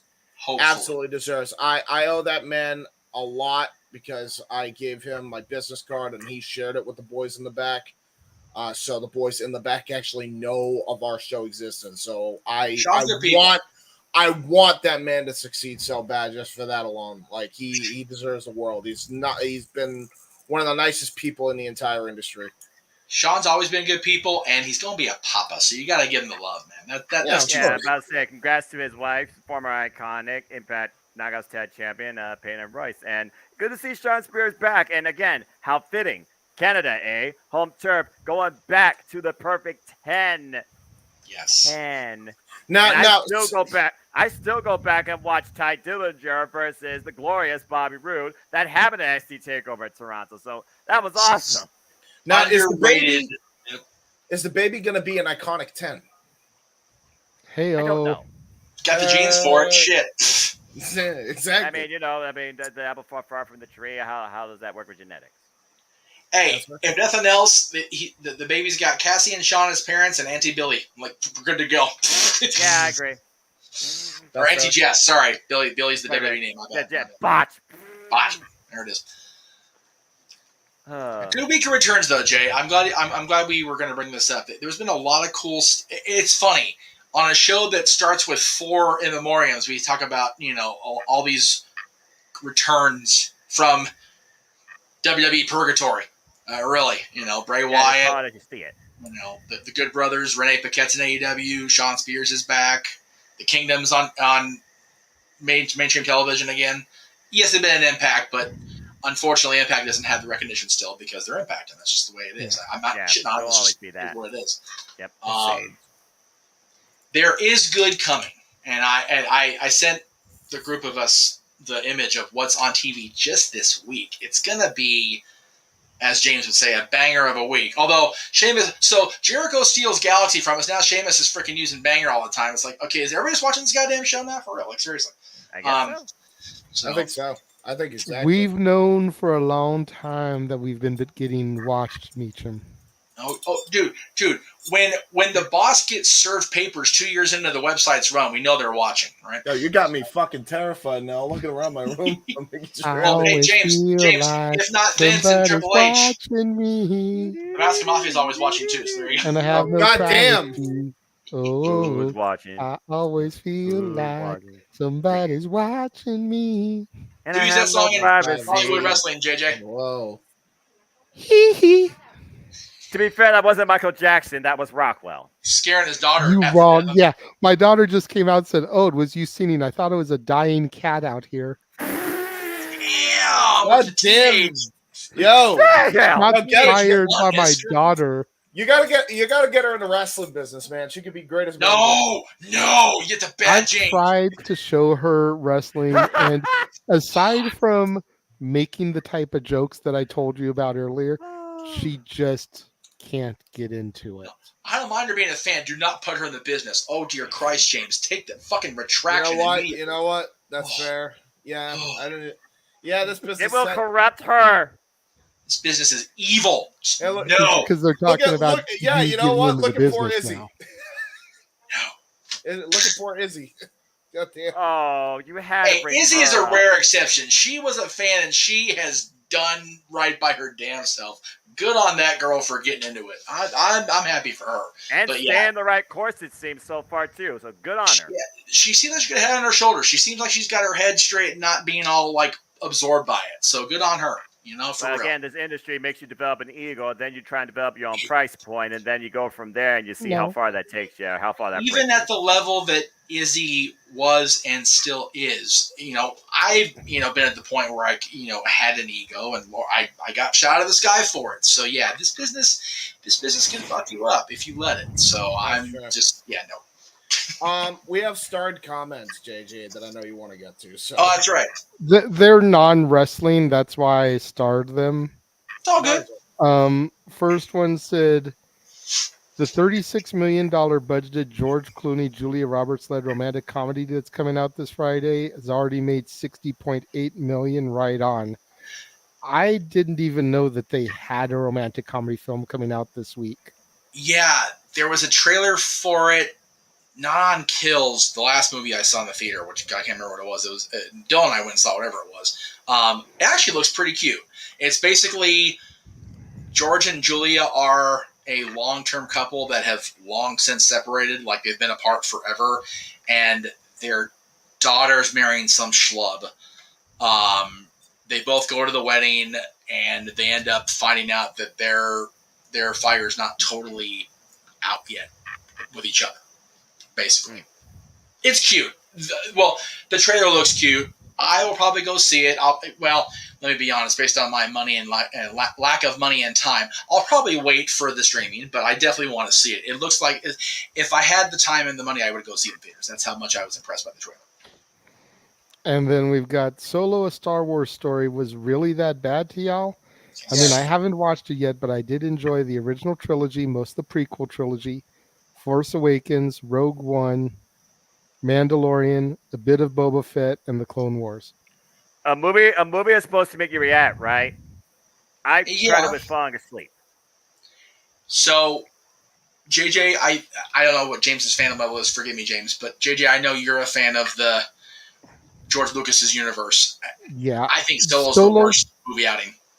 yeah, no doubt. I would say that, as much as I defend now in hindsight Attack of the Clones, I would say that Solo is right there with like The Last Jedi and Attack of the Clones as far as how bad it is.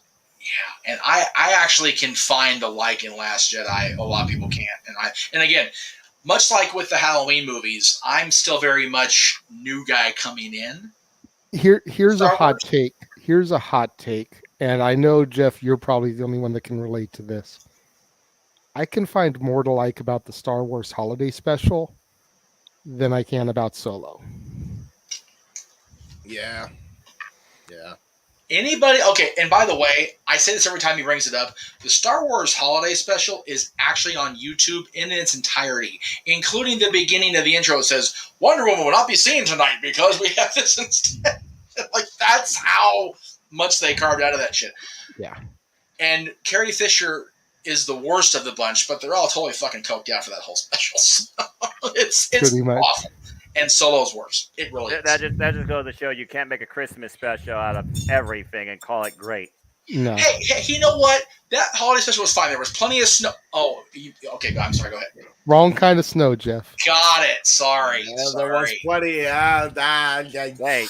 Wait. Snow in space? How does that work? That about wraps up the topic for seriously. Nice the little bow day. and everything. What's the weather phenomenon we're talking about here? I'm confused. There's something I need to know here. Noah, you That- poor innocent that- soul. That about wraps up the I know, topic Mr. Lucas. for That's why I'll this never be on week. Disney Plus. I know. I'm serious. I'm To asking the a question. I 18 don't know. To the 18 people that are still watching this live, we thank you for Bless you, joining us people. Hey, and and for the record, riding with us for almost 3 hours No. here. Noah, he was What started talking off about as a cocaine. Why would they put cocaine in a space movie? Are you ready for this? It was a drug junk. I am out of control. Okay. He still doesn't get it. Oh my god. No. Snow. There was plenty of snow. Cocaine, it's powder. Hello. On a holiday special, there was It's snow. white. A holiday special. Powder, white powder. It's like a snowy substance. Are you talking about this was actually in the movie? No. Behind the scenes, Carrie Fisher was doing so much cocaine. It's obvious on screen. Oh, the actor. That's a way to spend a freaking Christmas Eve. Jesus. This is the best moment. Noah, please, Noah, hang on. Best Radio. moment ever. Hang on, Noah, please don't ever change. I'll love the fuck out of you, dude. For real. I don't plan to. I'm being honest here. No, this guy is- we know. We know. This guy does not. He doesn't drink. He doesn't smoke. He doesn't fool around with people that shouldn't be. Dude, Bro, you are awesome. You are the best person. I I'm love in you. literal tears over here. Holy shit. That was Now I'm laughing for no real reason. Noah and has broken the me. comment at the bottom is not wrong because Noah the has fact that broken the me. Star Wars movies take place in a galaxy far, far away a long time ago is very much on point when it comes to behind the scenes. Yeah, the idea was they went on cocaine behind the scenes. There was plenty of snow. Yeah, That's the joke. Carrie would have been the first to tell you. May she rest in peace. Now that I've completely disparaged your name on the air here. Good grief. That was outstanding. Exactly. Holy shit. Somebody clip that if they haven't already. Holy fuck. So now I Carrie- know what celebrities do in the green room apparently on Christmas Eve. right. So especially in the 80s and the late 70s, it was very prevalent. Hell, if you read Hogan's actual book, not the WWE produced one they put out, Hogan and his wife were very much about the speedballs back then. So yeah, it was what it was. Hey, Speedball another name for it? Yep. I just ruined Noah's life when it comes to watching Impact. Nah, I just fucked up. Sorry, man. I mean, I try my best to forget about the Immortal era. Again, now we're in Scott Demore, but I'm already confused enough as it is. So I mean, Oh man, Okay, trying to reel it back in. Again, long cast. we've lost some of you now to the 14 of y'all that are still watching. sorry, Thank you for staying with us. I'm innocent through all and of it. simple. That's right. And that's why we love you, Noah. He's too Seriously. pure to be pink. Anyway, oh Lord. For a show that we didn't have a whole lot to talk about because it wasn't a big news week, we've gone almost 3 hours. That's pretty good for. Well, I'm here It's too. pretty good. Yeah. We had some That good seems moments to there. be about normal with us lately, but these poor two schmucks on the East Coast, it's 2 a.m. Noah's got church in like 4 hours. That's all right. 6, no, Still. 7 actually. Oh, James, go ahead and plug whatever it is that you want to plug for this week. Yeah, We can next start stream, wrapping this next up. stream, there's going to be a whole lot of snow. No, I'm kidding. right. He's not winning yet, Let it James. snow, let it snow. So the most I think I have going on is whatever the hell is going on Owen's channel that I'll help him be producing for. As far as when you'll see me on camera again, don't know. Main reason, COVID Next kind of Saturday. fucked everything up.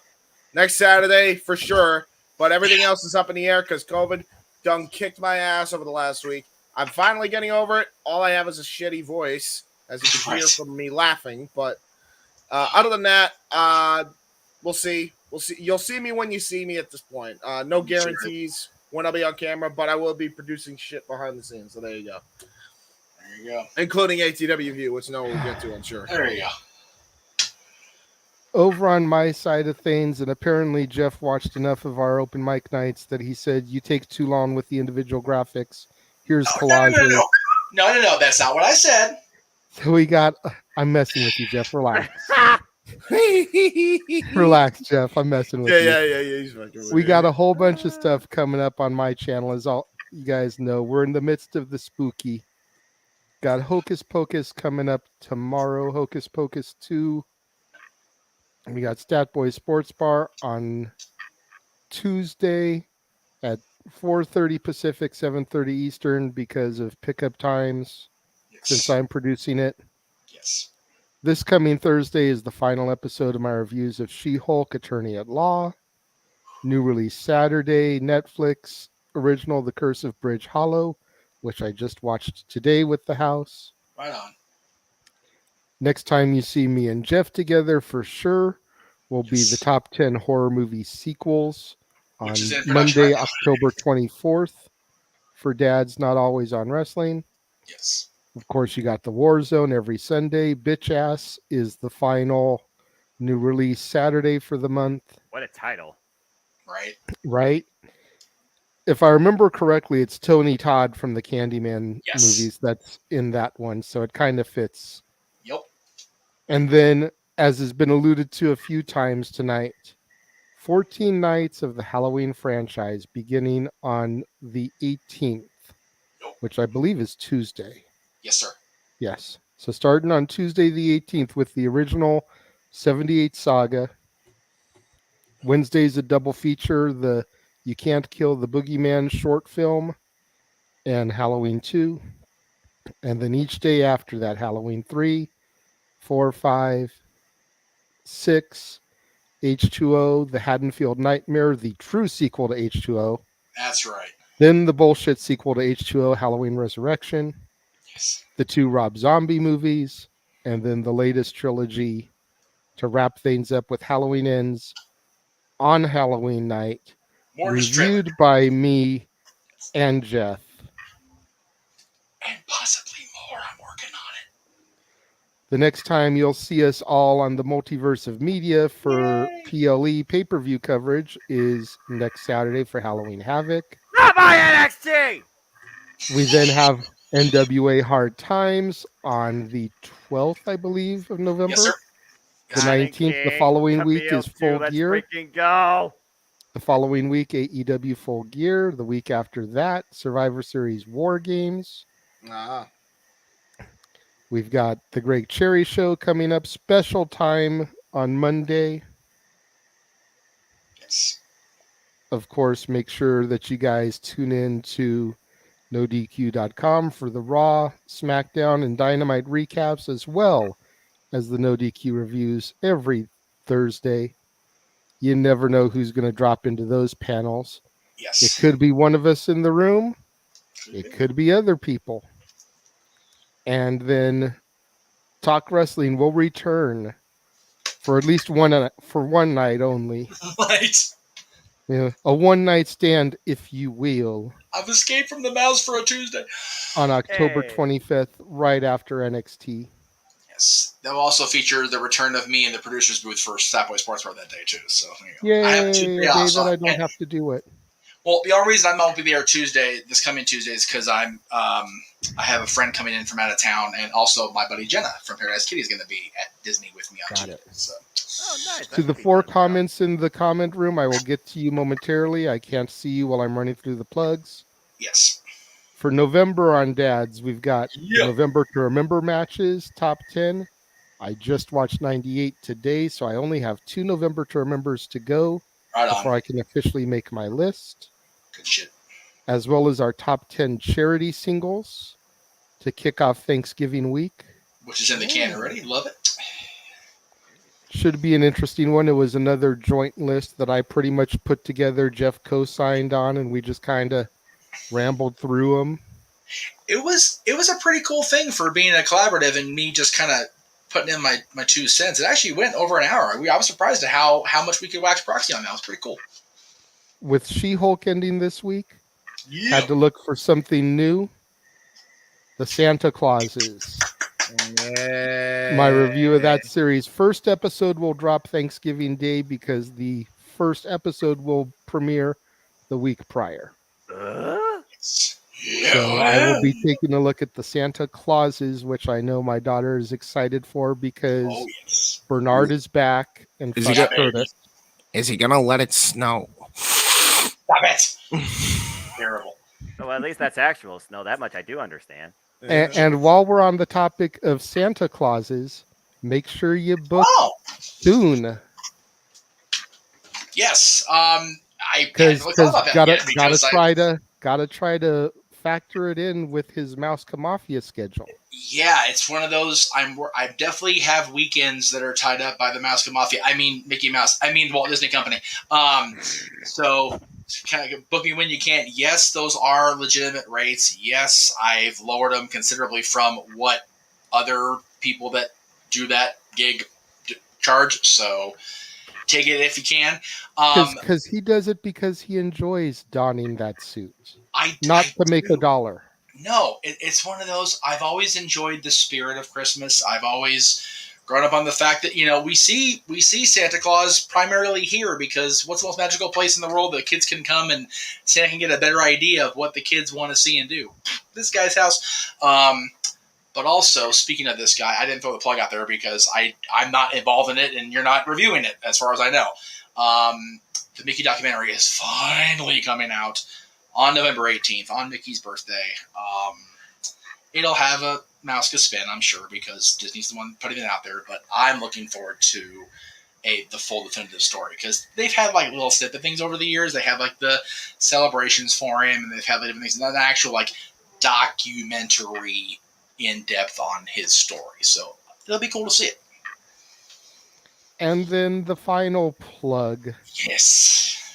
The countdown to New Year's Eve. I'm kind of stoked about this one. I didn't know what to think about it when it was first pitched, but the more I think about it, the more I'm looking forward to it. How much Right. Mountain Dew am I going to need that night? I Oh, don't dude. know if we'll be able to be on the air long enough to hit midnight on the West Coast, but we'll at least be online long enough to hit midnight on the East Coast. Hey. Which will be an hour after we're on, so that's actually pretty good. I have a request if we're gonna do this.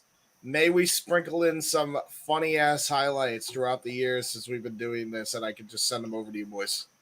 If we can I'm get the show down. clips, yeah, why not?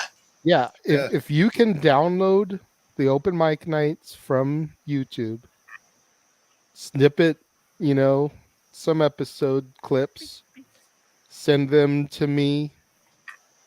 Yeah. I'll upload them into the StreamYard, and we'll take a look at them over the course of the thing. I think I have every Open Mic Night as a playlist on my YouTube channel because Open Mic Night's been a combination of its own production, but also posts most pay-per-views.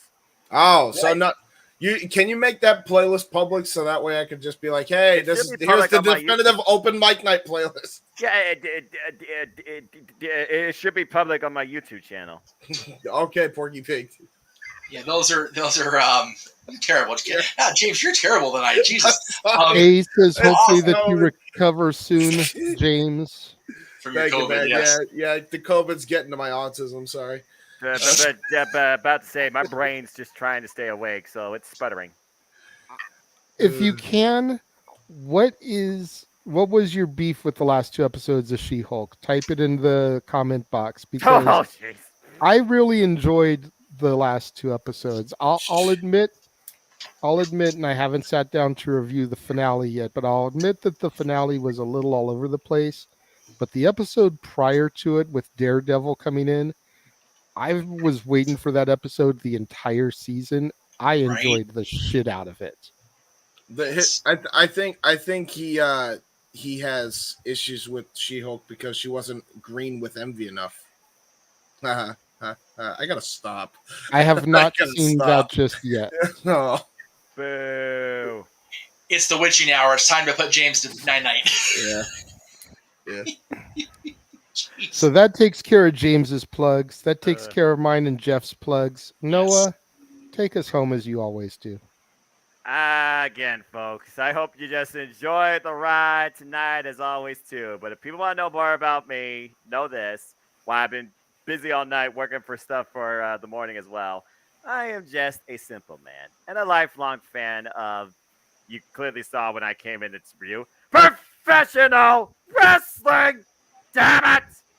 But I digress. Find me on Instagram, Twitter, and YouTube at Foster1916 for all things wrestling. Shout out, of course, the entire ATW family on Twitter. There will be, tentatively, an ATW View impromptu. Once again, the monthly forum that me, James, and all my ATW cohorts, we come and discuss any damn thing we want. This last month in all things wrestling, live on YouTube across the Hebert side, FTW Productions, my channel, and other platforms too. Stay tuned for my all-league coverage of Rampage, Dynamite. Damn it! Cannot believe I'm not going. And more too, as always, on what's now being called Steve Follows Wrestling YouTube channel.